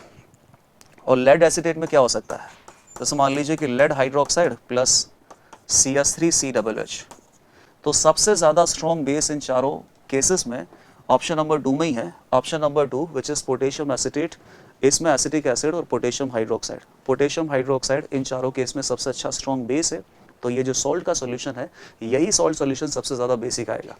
Okay, so these are the 25 questions from the topics chemical, equilibrium and thermodynamics। ये सभी 25 सवाल प्रीवियस ईयर JEE मेंस के थे और इन सभी सवालों को हमने कुछ इस तरीके से सेलेक्ट किया था कि इससे आपके टॉपिक्स जो चैप्टर्स हैं इनके सारे कॉन्सेप्ट कवर हो जाएं।